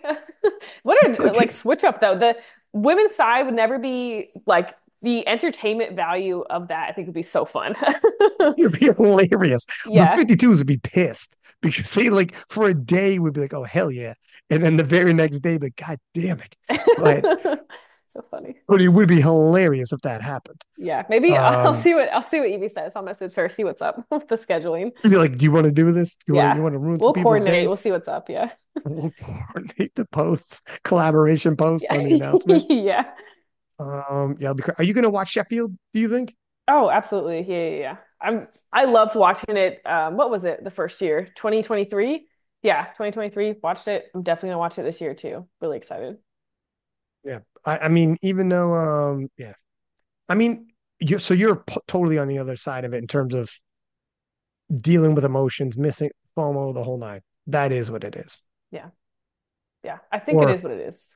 it's gonna say Like maybe totally is too strong, but majority. Enough. majority. Yeah. Like Enough. I can't get in, I can't, I have to move on, have to accept it. Like if I just hold this resentment or disappointment in myself of not being able to go this year or next year, I should say, because it's, 2025, then whatever. All I can do now is get better. That's all I can Hmm. focus on. I would much rather focus on that and spend my time and energy prepping for nationals and worlds next year than being like should have, would have, could have for this year's Sheffield, even though, obviously wanted to go. Who in the US is there people crossing over? Have you kept your eyes? Because you were saying actually, you don't pay attention to what Jad's doing in prep. It keeps you stay locked in and kind of Yeah. you don't want to get pulled off, which I like quite a few competitors will do that. You could follow someone, Yeah. respect, but you could mute it, be like, I don't need to see it. All right. Yeah. We're all good. I don't want you to be fucking choosing you follow me or Yeah. whatever. But I also don't need to see your shit every day when I'm trying to deal with my thing. Yeah. But do you see people within the US coming up that or maybe crossing over from USEPL and that might be coming at nationals that you're anticipating some battles, or what is that looking like? So I know for sure I'm going to definitely have more competitors this year in the class, which I'm excited for. I think that'll be, first of all, a great thing for the sport, growing Team USA in depth for, Mhm. NAPFs and all that other stuff down the line. So that's awesome. I haven't checked the roster, so I'm not quite sure who all signed up yet. I'm sure it'll continue to grow, but, I'm going to do the same thing I do every meet. It doesn't matter who's there or what they're doing. I'm going to have my plan and execute it, and that's going to be that. It doesn't matter. You do you like so you do no scouting at all to even like if you see a name, are you like, let me just take a peek before I mute it? Or no, are you like, Honestly, no? no. Honestly, no. I don't really look at the roster and say, "Hey, wow, I wonder what they're doing." Like Steve does all the scouting and all my attempt selections. We talk about the goals. So I have complete faith and trust in him. So I don't really feel the need to like spend the mental energy looking at their lifts. It's fine. They're doing great. I'm doing great. I'm gonna focus on myself and I'm gonna hit my goals. Probably way easier to function like that. Yeah, you can't let it. No one lives rent free, Ryan. Just doing It's my it lifts. like I the thing is curiosity might get somebody where they're like, let me just see. I just want to see what they're doing. Let me just take a peek. And then like, oh fuck, that just ruined my day. I can't believe how smooth that deadlift moves. You're like, I mean, damn like it, I should have looked. occasionally I'll see something like either you've posted or it'll come up in my feed, like at 57. I can't remember who it was. It was a junior lifter, but she hit an awesome total. Is getting close to like 500 or did 500. I can't remember what it was. But I was like, oh my gosh, and I sent it to my friends or Steve or someone like that. Like I'll do that occasionally, but it's not like I'm scouting them or worried or something like that. As long as I'm doing what I'm doing, that's all I can control. That's one thing that is difficult is I've had other people say, look, I purposely don't want to know what this one person's doing. Follow King and List, and God damn it, do Yeah. you not post them? Yeah, that's so true. and, Brian, and, damn it. and the captions are like, check this out. Holy shit, what does this Yeah. mean? And it's like, well, like I gotta hype it, but it's like, God damn it, that's pressure. You know what it was? A new entrant. This is the world stage. This isn't USA Nationals, but I don't know if you've seen Sarah Naldi, the 63, drop down at the Italian Yes. Nationals. That's who I was 505. thinking of. That's right. 505. Thank you. Yeah, yeah, yeah. 505. Yeah. That's who I saw, and I think I sent to either my friend or Steve. I was like, wow, that's awesome. Yeah, yeah. I saw her lifts. That was crazy. Debut at 57. And Yeah. the thing, one point, her, Chiara Bernardi, and Corolagara were all 63s. Yeah. I Which is mean, you want to, crazy. Yeah. which is crazy. All in the same nation. Like now, Gara moved up, Chiara's still 63, and Serenalde moved down. Now they have three different killers in three different weight classes. Good. Yeah. Yeah. Yeah. But Yeah. you know, Team Italy is like, hey guys, I mean, we can't force you into doing nothing. Wouldn't be half mad at if you split up a little bit. Like if you're an Yeah. Italian, if I'm Italian and I'm watching the World Championships, for me to be able to see like day 3 we have somebody, day 4 we have somebody, day 5 we got Yeah. every day we got somebody, and they're like legitimately podium threats vying for it all. Cool, that's exciting. But if it's like on one day you got two people, it's good, but Yeah. it's just one day. Like Yeah. we got day 5. Yeah. That's it. That's a good point, Day actually. five's a Now that you big. say that, they've all split up. Yeah, yeah, yeah. That is good. That's It a more makes it stacked team. way. Yeah. It's way better. Not to mention, if you care about team points, you would potentially like 12 points for gold, 9 points for silver, 8 points for bronze. And at best, you're going to only get two of those. Whereas if you have three ladies, I mean, you do the math, you're already going to have a lot more team points. And then potentially, like, even if they all got silver, which you're like, yeah, fuck yeah, best is silver. But Yeah. All right, Brian. that's, that's what I have to get AI to fucking give me these sound bites from you. Because AI will, fuck yeah, you're damn right, silver 9 points. Oh my Why'd you even God. say 12? It's not an option. But anyways, Oh. um, but um, but yeah, you would totally see where Team Italy's like, man, we gotta let's spread out here. We're talking about US, we're talking about France. Italy could be immediately into that conversation. Oh yeah, I think they already like are kind of on their way, to be honest, with like what Corolla's doing. So with the junior coming down 57s, that's gonna put some pressure. Yeah, it's gonna be Mm-hmm. good. I like it. The only problem is Agatha Shitko, little Terminator. Yeah. Maybe who knows where she's headed next? Just She's see in the going next 57. 2 years. Yeah. She's going 57. 57. Let's go. Then I'll go up Can to you 84s and then imagine? it'll be us, Amanda. We're all just gonna flip-flop weight classes. No limits. She's like, I would like to announce, this is my Polish accent. I would like to announce I'm going 57. You're like, Let's go. holy sh. All right. Let's see what you'll be on death's door. I think I like my chances, but let's see what happens. Did you see actually? I was talking to your teammate, Wasker. I don't know if you Yeah. noticed, freaking Russia's back. Not as Russia, neutral athletes. Mm, And Wasker's big, like, did you notice? Have you been paying attention to Wasker and Fedoshenko, the previous 59 kilo? Like, he's the 59 kilo goat, the previous 59 kilo champion, mm, whom war breaks out. Russia no longer is allowed to send athletes. right. Wasker emerges and becomes two-time world champ. Journey to Sheffield, which is an amazing journey. Mm, Hits it at Worlds emotionally. He hit it at PA Nats, but it wasn't yeah. official, obviously. Not emotional. It was like an amazing moment, and Oh everyone's like, "Oh, yeah. can he do it at Worlds?" Because he couldn't do it at Worlds the year before. Hits it at Worlds, perfect, great moment. The fact that he didn't hit the Sheffield total, qualifying total at Worlds the first year, made it way better than he did the second year. Mm, And it's like I love Wasker. His I know, me background too. story, Yeah, it's I so love hanging great. out with him. Like he's a Yeah. funny guy, charismatic guy. He's like I love Wasker, and he is a dude that can popularize the 59 kilo class.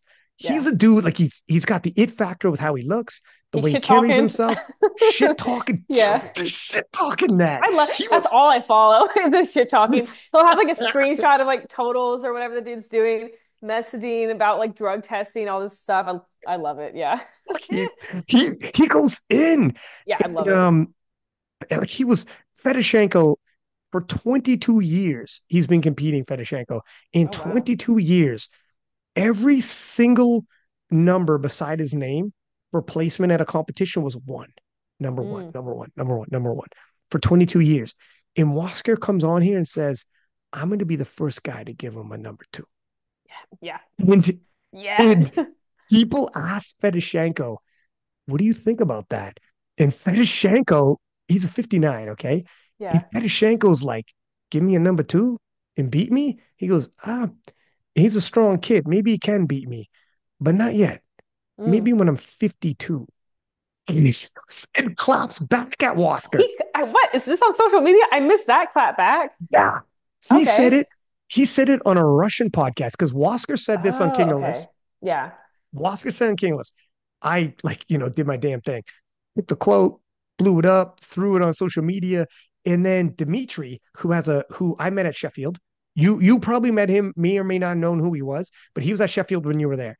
And Okay. he's a Russian podcaster who takes a lot of English content, listens to King of Lifts, will take it to Russian lifters and get their feedback, which I Ooh, love because okay. not all of That's them so speak cool. English. Okay. Yeah, yeah, Yeah. yeah. He Okay. interviewed me, he interviewed some other people, and he'll actually translate the interview with the English speaker into Russian so Russian people can understand what's going on. So like Hmm. I love when people do that all over the world just to keep Yeah. it everybody on the same page and know what's going on because there's Yeah. language barriers. So anyways, he took the King of Lifts quote, gave it to Fedoshenko and was like, what do you think about this? And then Mm. that's when Fedoshenko clapped back.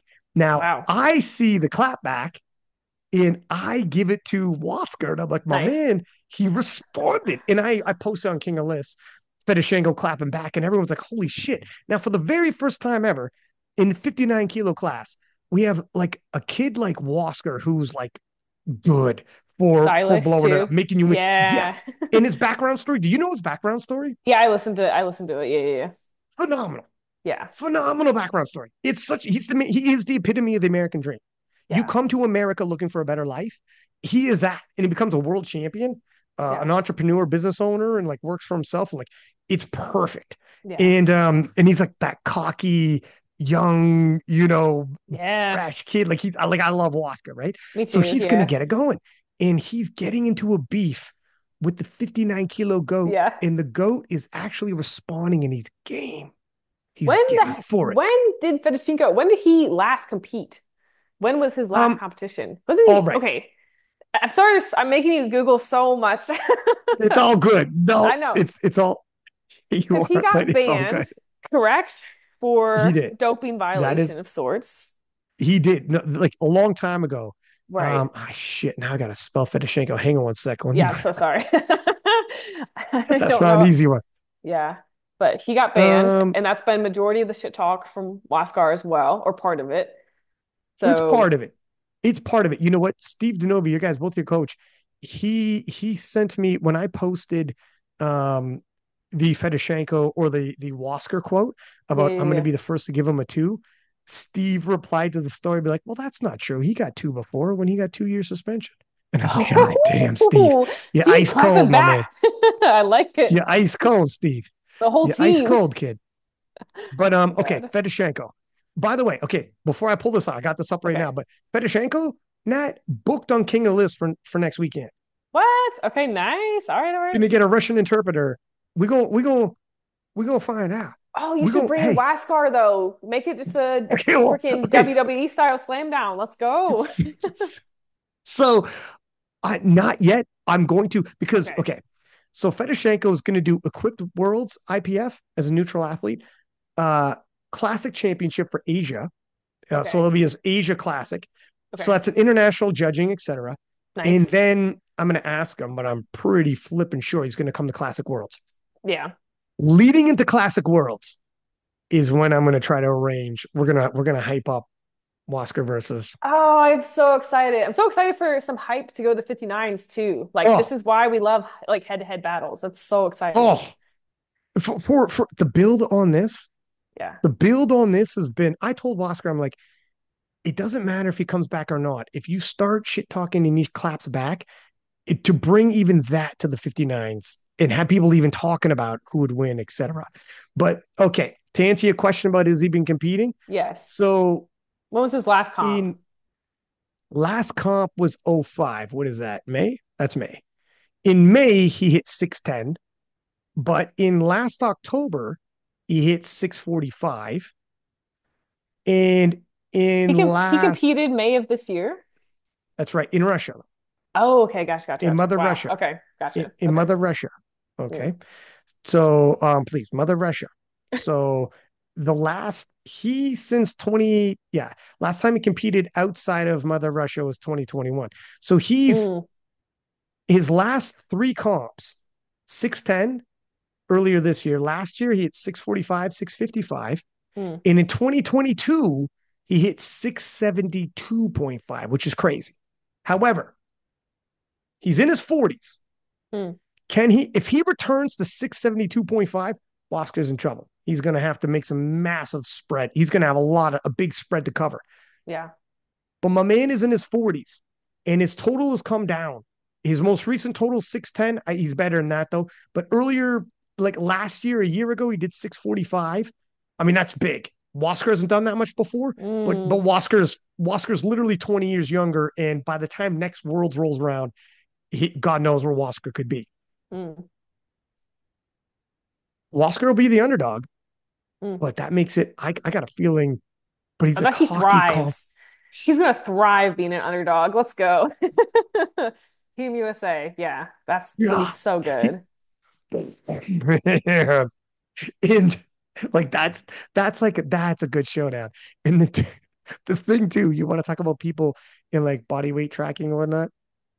Wasker was talking about leading into I think it was PA Nats because he Yeah. took on do you hear he took on like a he opened a gym, he did a bunch Oh, of things. dude, I've heard all about it. Yeah. And he's like, yeah, you don't got time to cook, so you just like order McDonald's, whatever. And Love he's a it. 59-kilo lifter. He had a call with Marcellus, and Marcellus is like, so what are we working at? What are we starting? Because Marcellus is his nutrition coach, and Yeah. he's like, I'm 70 kilos. I love that story. And Marcellus is like, excuse me, pardon me, 70? He Yeah. goes, yeah, yeah, 70. I It's like, holy shit, Oscar. I'm pretty sure he was on like someone could correct me, like 1,400 calories or something for his deficit. It was crazy. Maybe less than that. It was something nutsos though. Yeah. My man jumped on that Zoom call looking like look DJ Khaled. Okay. To Waskar like this. Oh my God. You imagine he walks out there. Marcellus is like, what? I can just picture Marcellus's face too. I wish I was on that Zoom call. He locked it in though. He got it done. Marcellus, Waskar, He, C, they all did it. Yeah. dude, I don't know what he paid Marcellus, but it wasn't enough. That's fucking It, hilarious. it wasn't enough. I'm sure Marcellus had some stressful nights and was like, holy fuck, I'm crunching the numbers. This is not a lot of food. This is not, this is Oh, it's not going to be so good. funny. Yeah. It's This one is of my going to be, favorite Waskar stories. Yeah. It's so good. but he needs to, I say all that just that before he leaves 59-kilo class, he needs to do all this. Sheffield, be the first 59 to go to Sheffield. Tell his story. You know those road to Sheffield videos? Can you imagine Yes. Wasker's story? Oh, so It's good. amazing. Yeah. Yeah. He has an amazing background story. And then the big showdown against Fedoshenko, the only showdown ever in 59s that anyone's going to be highly anticipated and like all in on. Yeah. He's got to do all this. Then he could do his damn thing and go to Yeah. Then 66. go up some. Enjoy a bulk. Yeah. Yeah, for Go sure. up to 80, 83. Yeah, maybe. Maybe. Don't give him any ideas. Marcel's gonna have a damn heart attack. Ah, but it is I don't even know if there's like you probably are not paying attention at all to if there's any 57 Russians that are coming out the wood. Here's the I thing. have no idea. Yeah. Russia's strong and they this is where and they haven't been around since like before COVID. Mm, Like and post COVID is a whole nother animal powerlifting. There yeah. was a whole all the people that came around like just after like 2021 worlds, it's like a Mm, total by 2021, and they're going to be back 2025 worlds. yeah. It is a whole nother crop of people. That's 4 years. That's a Yeah. whole nother crop of people. It's a whole nother cycle. Some of these people will be Yeah. back, like Fedoshenko, but Yeah. we don't know who's going to pop up out of the woodwork. Hey, I don't want to shit talk Russia. I'm just saying we got, drug testing out there and make sure everyone's good. I'll compete I'm against just, whoever as long as there's drug testing. Yeah. yeah, that's the good thing about Sheffield. I believe, isn't it 100% testing?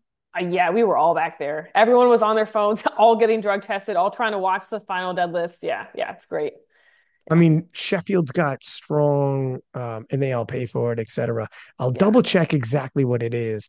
I'm pretty Don't sure it quote me is on that, though. but yeah, I Yeah. remember hearing something like that. As well as if you were banned for an infraction 2 years or more, I believe. I don't think you're Um, allowed to compete. yeah, Yeah. but I'd have to double check on that one as well. But they're very strong on that.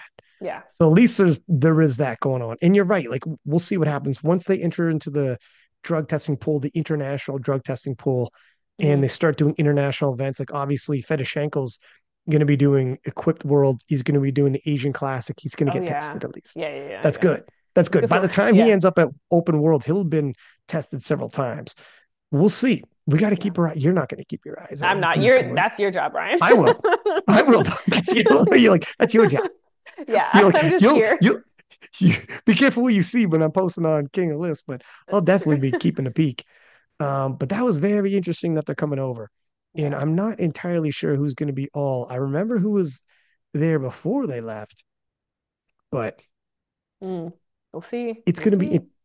it's going to be interesting. Another person I was going to have on the podcast, Anatoly, and my Yeah. man Anatoly. I want to have him on, Yeah. and you know what's crazy? You know what he told me? Mm. He said, um, he says, first off, not right now. Right now is not good for me on my end. I got stuff I'm gonna have to work out. I'm like, okay, Yeah. cool, fair enough. But then he also said, besides, like, there's now, I don't think people are gonna be interested in me. There's so many new people out there. I don't know if people would even be interested in me. And I'm like, my man, you were at World Championships since 2017. Yeah. You were two-time best lifter. He honestly, he was serious. Hmm. He thinks like because all these new Americans came over, like he lost to Ashton, but dude, it's not people just don't Still, stop. yeah, people don't stop paying attention. Just Like you're not entirely. Yeah. gone. It's not like Yeah. fuck him. Why would you talk to him? Like Yeah. what? Yeah. That kind of rattled me. Yeah. I don't know. It's tough though. From an athlete's perspective, I understand if you're not winning constantly, you can have that kind of mindset where you're like, oh, if I didn't get first, are people going to care? I can see that from an athlete perspective, but no, it's not true. You're still you. You're still a Yeah. multiple time world champ. Yeah, Like, absolutely.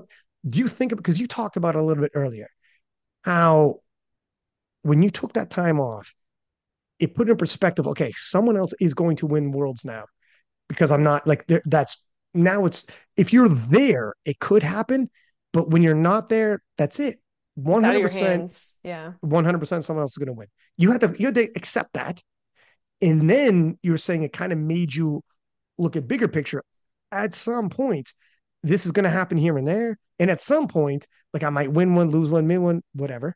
And then at some point, even further down the road, I might not be winning anymore. Mhm. Eventually, does that kind of thing?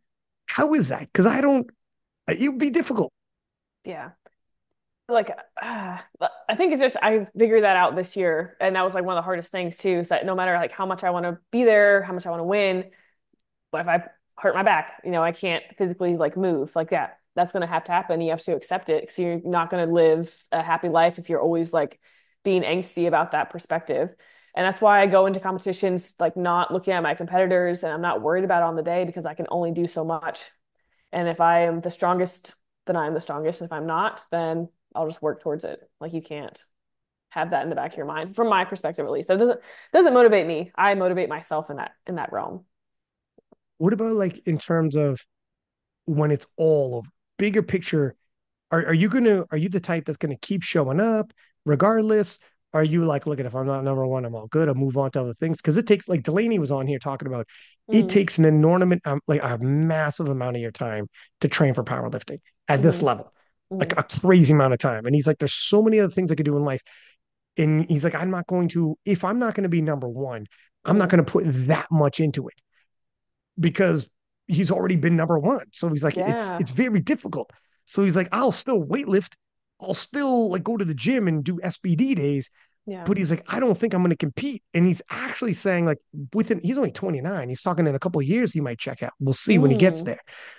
But do you think about stuff like that? Like, do you think because it would be very difficult to be in all these highs, these major highs, Yeah. and in walk away. Yeah. I mean, yeah, I had to think about that this year because this was the first time that I felt like lost when I couldn't compete at Worlds. I was like, okay, I don't have a meet coming up. I'm not dieting. I can only train one third of my lifts right now. What am I doing? Like that was Mm, so hard. And that was like another like mental aspect too. Is like, well, what the heck am I going to do right now? Like this is going to be one day, whether I'm 30, 40, 50, 60 years old, where I walk away from powerlifting. How am I going to handle that? So I feel like I had to do a little bit of that, not, to that extreme. I was still training every like 5 days a week and things like that, but it was definitely different. So I think about that sometimes. I'm in the mindset now where I am still a competitor. I want to compete. I want to win. I want to be number one. I'm going to put in the time and effort to do so. But I've thought about like how I would transition out of powerlifting for sure, or at least learn how to take a break because learning how to take a break was really hard. mm. Yeah. And you're a coach, you have Yeah. clients. It's got to help to be active, like an active competitor. Yeah. Like no one will ever undo. You already won one. You already won best lifter. Yeah. So your resume is already stacked. You're already at Sheffield. You've already had major moments. But as a coach, it's always easier when you're just there's very few coaches out there who aren't like who can just be coaches, get by on just being well, Hmm. Steve, Joey Flex, Marcellus are like better known as coaches. Marcellus Hmm. still competes and he's good, but he's like a world class coach, you Yeah. know. And Joey before his injury was like he was good, but he's a world class coach. There Right. isn't as many people. Most people need to be world class athletes or good athletes, anyways. They look at your way, they look at your lifts, and like, oh, he's strong, she's strong. I'm going to ask her how she or he got strong, and then Hmm. you get yourself some clients. It's Right. easier that way, right? Yeah. So then obviously being competitive in that route, but then at a certain point you can't be competing forever, but Yeah. you want to continue the business. Like do you see yourself like when you stop competing as an athlete, do you see yourself staying in as a coach, or how do you see all that unfolding?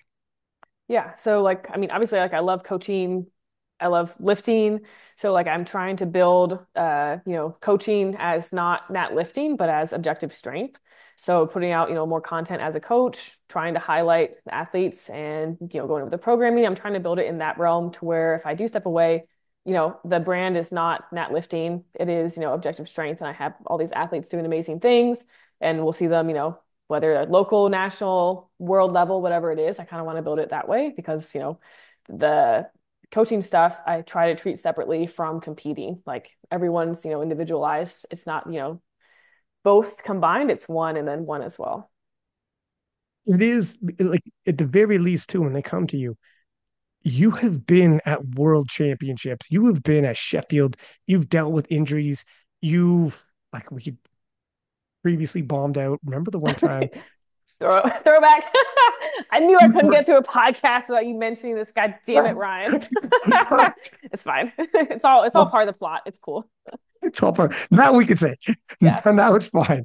it's fine. Remember when we were commentating together and someone was gonna bomb out and I like I wanted to ask you, when you have like the co-commentator, they're usually an athlete. And I was gonna ask you about it. Yeah. And I didn't, I forgot. I go, fuck.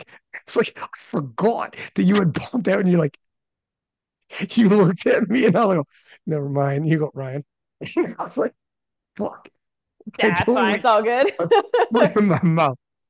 But that was in Texas. Yeah, That was fun. That was that was pretty fun. cool. Yeah, We that was were really like fun. cowboy hats and everything. Hell But yeah. you've having the experience you have and getting a coach like you, it'll be so much easier if someone's like nervous or some whatever they're dealing with. You've Yeah. been through it all at this point. You have injuries so bad, like they'll have injuries and have to pull out of a meet. And you could say, my friend, I pulled out of worlds. You've like you've had a meet, someone will be nervous about a showdown. You're like, I went toe to toe with Jack up twice now. Hmm. Someone will talk about pressure or whatever the hell. You're only 25 and you've had so much experience already. Like Hmm. this is actually good, the Yeah. good and the bad. Yeah. Even the All bad of it. points make All of it's you good. Yeah. all of it's good, especially when it's knowledge to pass on to someone else. If you've never been injured, bombed, or anything, you don't have that at your fingertips to be like sit someone down and be like, you don't think I know how you feel? Mm. As a matter of fact, I had a lot more eyeballs on me when it happened to me. Like I, right? Throwback. Just saying. I'm not Yeah. trying to make them feel bad for feeling bad. You Yeah. shame them. That's Yeah. how you Shame. do it. Yes. That's my new Well, yeah, don't strategy take is my shame. advice. This is terrible advice. I'm Don't dead. don't word it like I'm saying it. But it does. It helps to be able to sit someone down. And do you actually, when you coach, do you do stuff like that? Do you have to, or not all athletes are going to be like that? Yeah, I think it depends. I think that you made like some really good points, but there's like different tools in the toolbox of coaching, which definitely helps from an athlete's perspective. Like I've been able to compete. I understand what nerves are like. Bomb outs happen, injuries happen, pressure happens, and when athletes, struggle with that, I feel like there's like some, discourse that we can have that we have common ground can relate on that helps them, feel better or gain, like some perspective on how to approach either meet day or how to take some things away if they didn't go perfectly. Mm. Because if you if you look back at 2022 or 2021 Natalie, she was a lot different than 2024 Natalie. Like, a lot younger, maybe not as much experience, bombing out, winning, injuries. That has definitely just added to the toolbox of coaching because I understand like kind of how to handle that as a coach from that perspective as well. Were you coaching back in 2021? Yeah. Yeah. I think I've been Now, coaching, yeah, 2020, 2019. I can't remember, somewhere around there. Yeah. now just the life experience and everything you've had. Like, how much does that help to be able to have just have tasted it yourself? Like, it's one thing to try to explain to somebody how, like, if someone hasn't felt it yet, and Mm, trying to tell somebody how you feel. Sometimes it happens in life where maybe they're on the outside of the situation you're talking about, and they mm, haven't gone through it, and you're trying to explain to them, and they try to give you some advice or console you, and you yeah. could tell like you're like it's not hitting like you think you're hitting. Let's just end it here. Yeah. You're kind of like, all I'm right. dead. You're like, never mind. Yeah. But it's way different now. That's one thing that life gives you.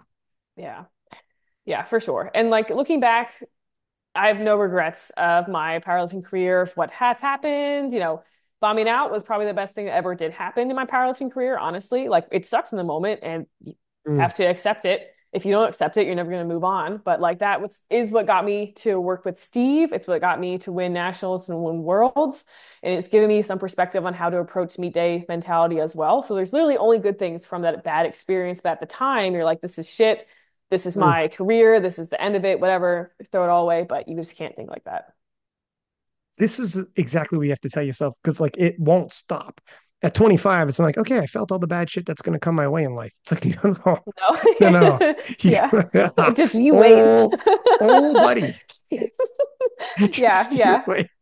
But if you can remember, like last time I got chin checked, it ended up being the best thing that happened to me.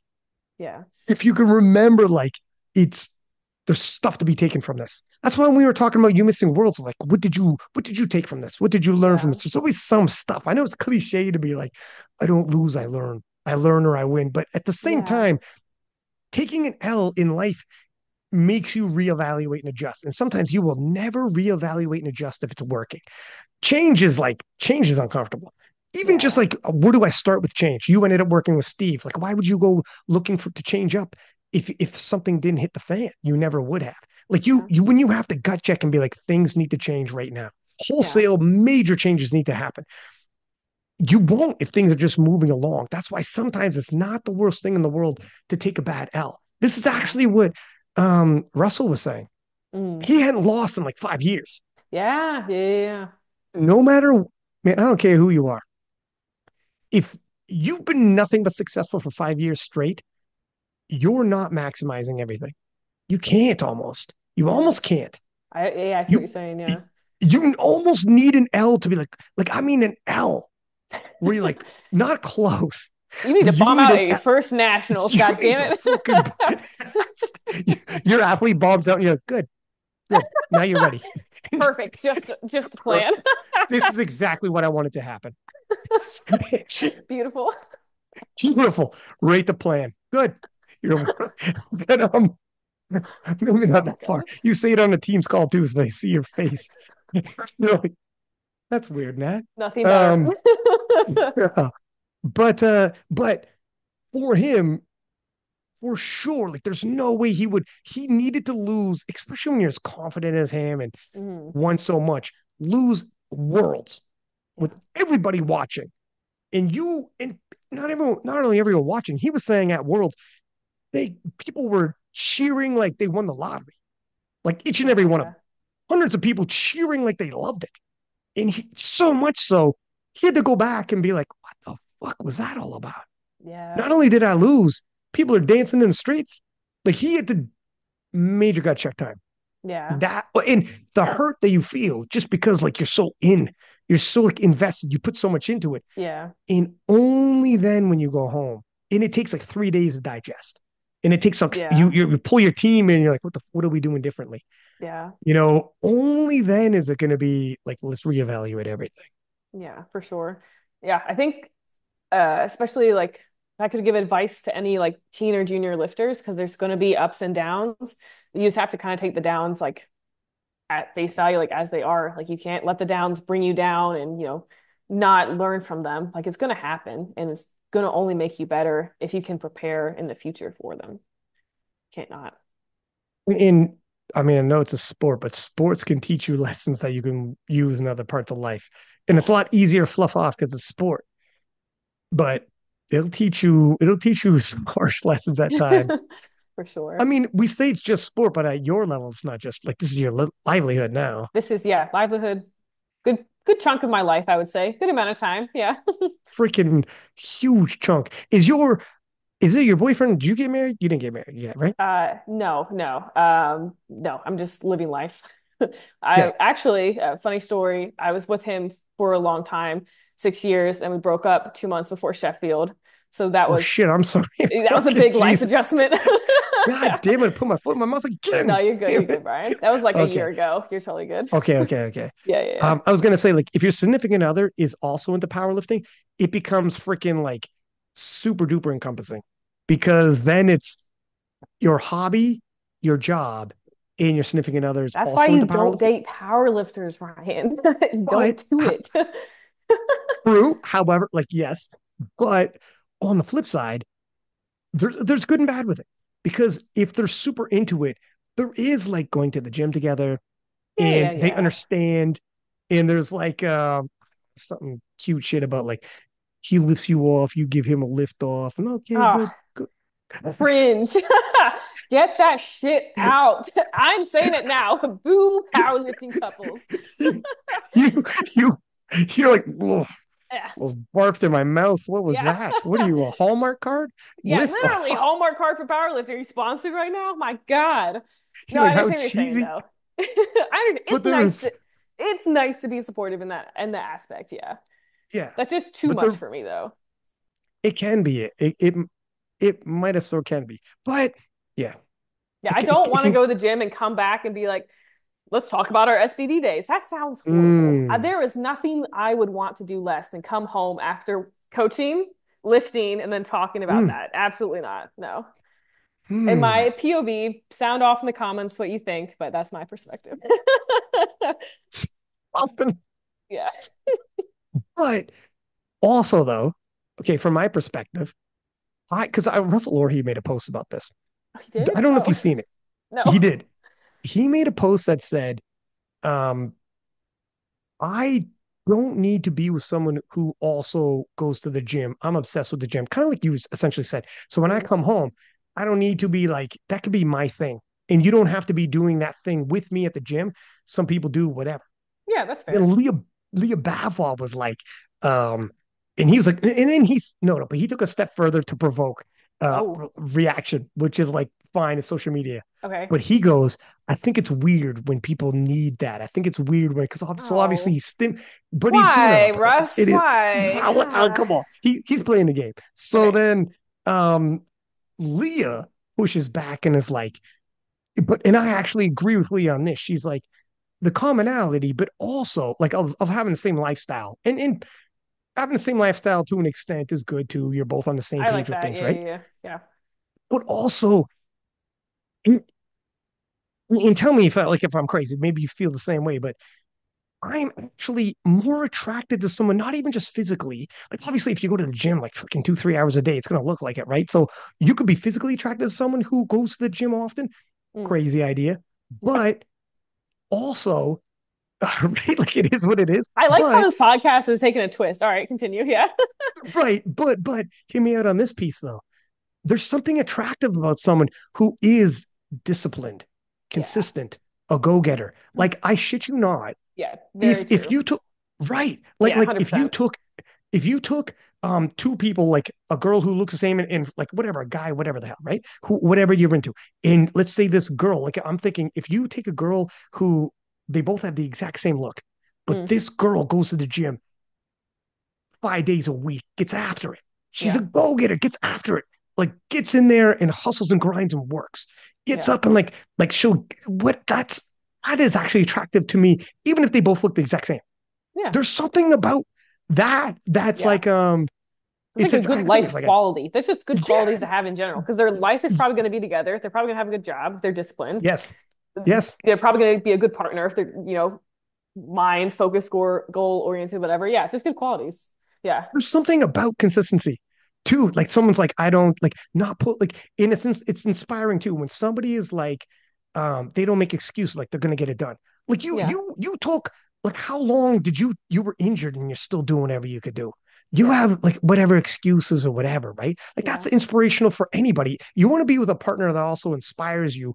In like we already said with sports, like, well, it's just the gym, but Life it's though. also your Yeah. life. It's Yeah. also your life. You know what I mean? Where Brian, it's Brian, you should open like a dating podcast. This is oh, such this God, is so good. Do you know how many single God. powerlifters there are out here? You're speaking to the masses, man. This I is go, I charging for go, this stuff. I go, and just calling you now is Russell Orhe, and he'd like to give Yeah, and now his Russell take Orhe on. on the line. We're gonna have some POVs from the top powerlifter in the world. Yeah, this I is so good, bring dude. in Great Russ. idea. Let's go. I bring in Russ, but I can see both sides. But Yeah, anyways, I can't believe we went there in that position. But hilarious. I when love this. me and Leah like posted up a poll or whatever. She was like, "Nah, listen," and I was like, "Look, Love you it. make a lot of good points." Pete, I think Pete Spence also weighed in. Like people are weighing Yeah, in. he found the strongest powerlifting couples. Yeah, yeah, yeah. Yeah. Who's the strongest powerlifting couple? I can't remember who he posted. He was like putting together the dots or IPF points, and he was like Oh, that's pairing interesting. who would be the strongest couple in powerlifting. Yeah. Tell him That to pull is that interesting. data because I don't know where it is. The strongest powerlifting couple. Yeah. I'm trying to think off the top of my head who'd that be, but Probably Agatha and her boyfriend. you're Yeah. like never met her husband, but he's Polish and Eastern European strong, and he's Probably doing good. Yeah. probably doing good. Yeah. Well, that's I don't know. Either way, but the one thing I will say though, in terms of powerlifting though, I kind of get it too. In like, here's one thing too. I talk about this like with other people and they come on the podcast. To an extent, nobody fully gets outside of powerlifting just how much of like a freaking I don't want to say we're like a cult, but my It is. God, Yeah. The our, dedication, the level. Yeah. and we are way more into our sports slash community and what the hell's going on. Every political move is like everybody's like, let's Talked talk. about. There could be a smallest rule change. We're like, let's fucking I'm Let's going crazy with go. this rule change. Yeah. It, Yeah. but Yeah. do you think other sports our size that are even the Olympics, like water polo, Oh have a God. community that goes, No can you believe what they're way. calling outside now? No Like way this, water polo has this type of community, dude. We are so I, dramatic. Oh my I know. God. Like there is no other sport because there's like the major sports like baseball, basketball, hockey, whatever the hell. And then every other sport is significantly small. And we are significantly smaller, obviously, right? Um, and I don't think there's any other sport our size that all the participants are quite as emotionally invested into. Like we all know the fact that you could say the strongest couples and we all know who's dating who. Yeah, dude. We all Yeah, know it's too much. It's too much. it's crazy. That's It's yeah. You crazy. gotta. Yeah, it's too much. It trying to explain to people that like I do a powerlifting podcast and do commentary, and they are thinking in their mind's eye, oh, a smaller sport, probably like equestrian or water polo or some shit like that. And I'm like, Nah. you have no idea. It is like when we show up at events, like when certain world champions show up at events, people are like, oh my God. And like, but it's more than that. Like we are so into the like powerlifting. It becomes that's probably a little that can probably also go to the mental fatigue that you explained too, where it Oh, is God, yeah. A lot where of it's like, eyes. fuck, it's a lot of eyes. Yeah. It's a lot of eyes. Yeah. Yeah, I that's don't true. know. Which would also be why you might be like, hey, yo, wouldn't mind a partner that wasn't in powerlifting. Yeah. Wouldn't mind a partner that no one knows who the fuck they are. That's That's not why I bad. don't talk about my personal life that much online, Ryan. Not a bad idea. Not a Yeah. bad idea at all. Yeah. Because powerlifting is freaking, it's crazy, man. And I don't think other sports our size, I No think way. we're like the only ones. We're so weird. We're weird. Yeah. Why are we like this? I don't know, dude. Just dig into it. Just accept it. We're here now. It's 2024. just, Fine. just dig in. Put your dig your heels in, Buckle and up. it is what it is. Yeah, that's why I also think we aren't going to stay this size forever. I feel it that we're like Yeah. bigger. When people get involved with us, you can't just leave. You're in. This is also why I think juniors are having. We're starting to experience juniors. Or what do you think? We've seen juniors start to get burnt out. Like Mm. Joy Yeah. Fitness. Yeah. Joy Fitness now is pivoting. Oh, I don't think I I don't follow know if her. Oh, she's transitioning out of powerlifting? not entirely, but a little. Okay. She's now no longer lifting just for strength. Well, she's Mm. in the gym. She's still a gym Gotcha. rat, but she's saying too, like she's posting content saying, I used to think I earned the attention I got because I was strong. Mm. Now I think I earned the attention I got because, and she listed all these other qualities she has. And Gotcha. she's saying how she got burnt out, etc. And other Hmm. juniors, and she's a junior on. I think she's like 20 now. She said, Oh my but gosh. other juniors, yeah. And but like, man, she blew up as a teenager. Yeah. Like, Yeah, I mean, like that's why, like I said earlier to juniors, like you're gonna have ups and downs. I think the downs, like the first down, is when people start pivoting sometimes, and I think you just can't let that get to you if you want to actually be invested in the sport. And that's not for everyone. Not everyone has to do that. It's totally cool to pivot and find your own thing. If you want to do bodybuilding, do something else, have fun, water polo, mm, do whatever you want.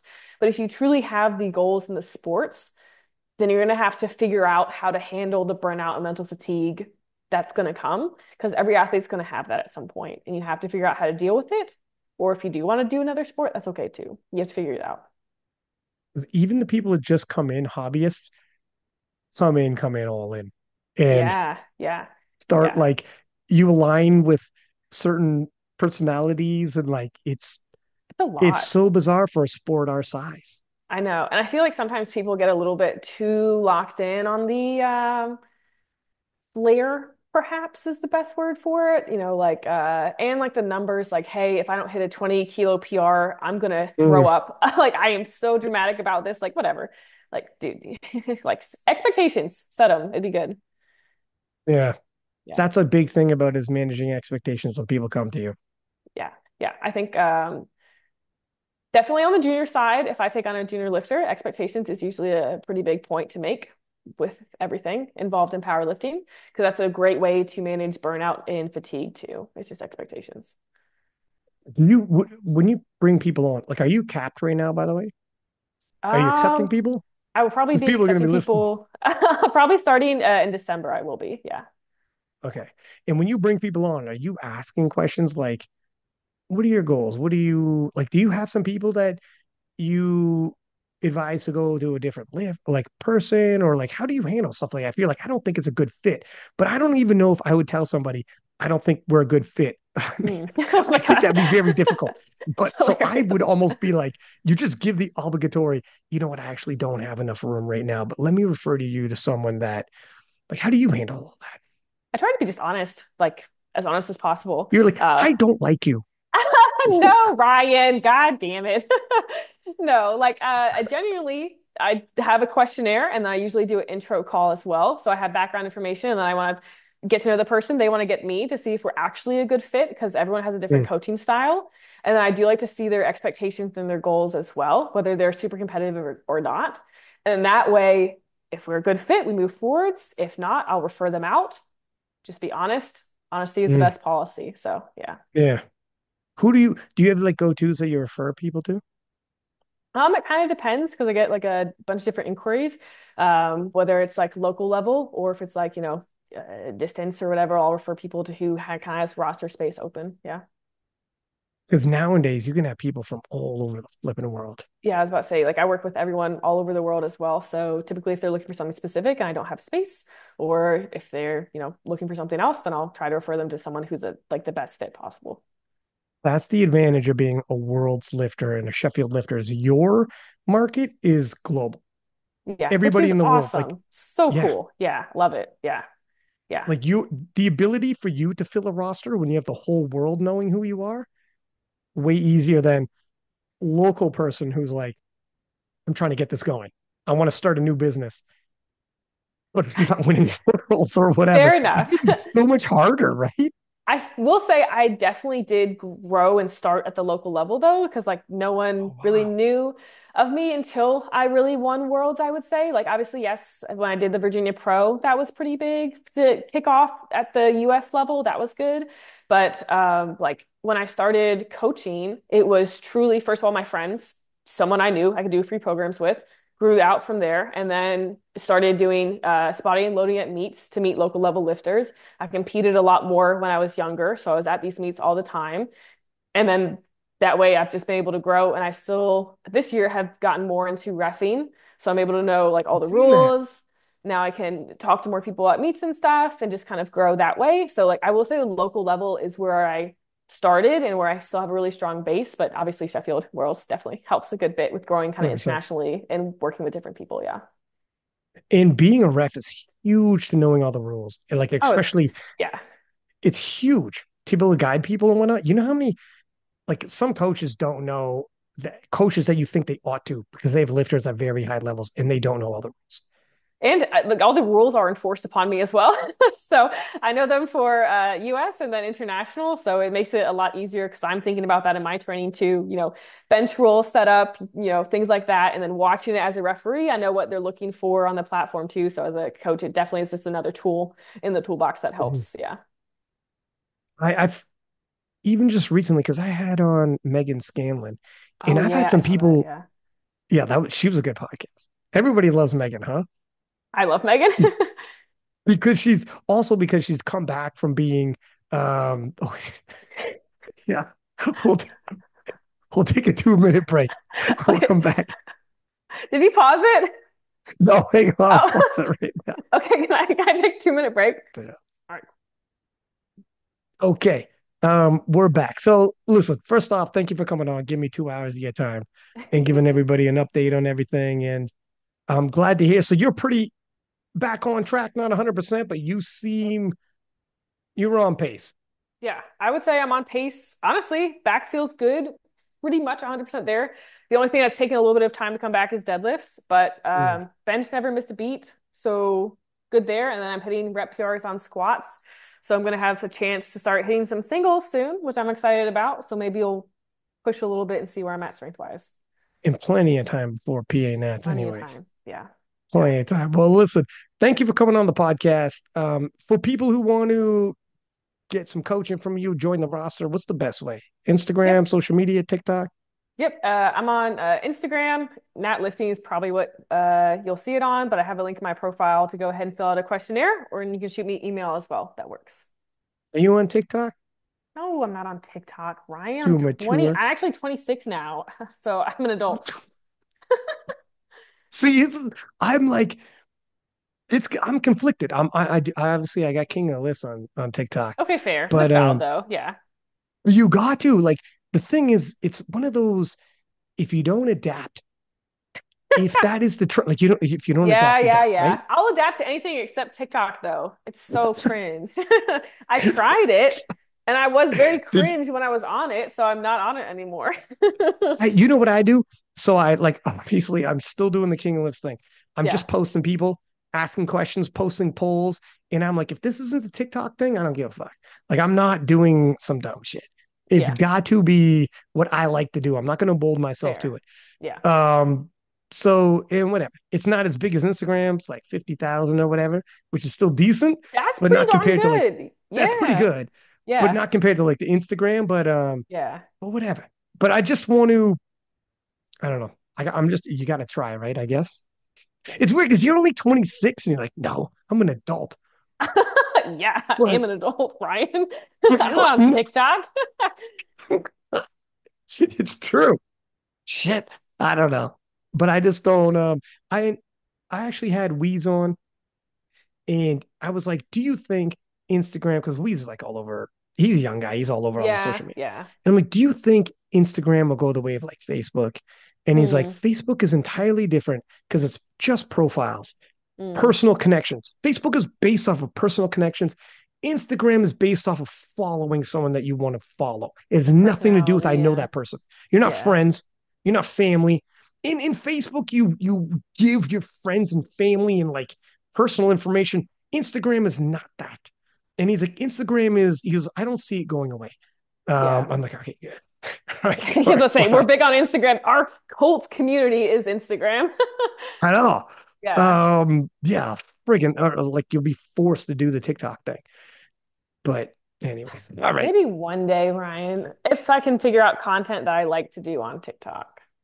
And that's where you can hire somebody to do your reels and they It's make true. it like more Better, eye-catching, whatever. Yeah.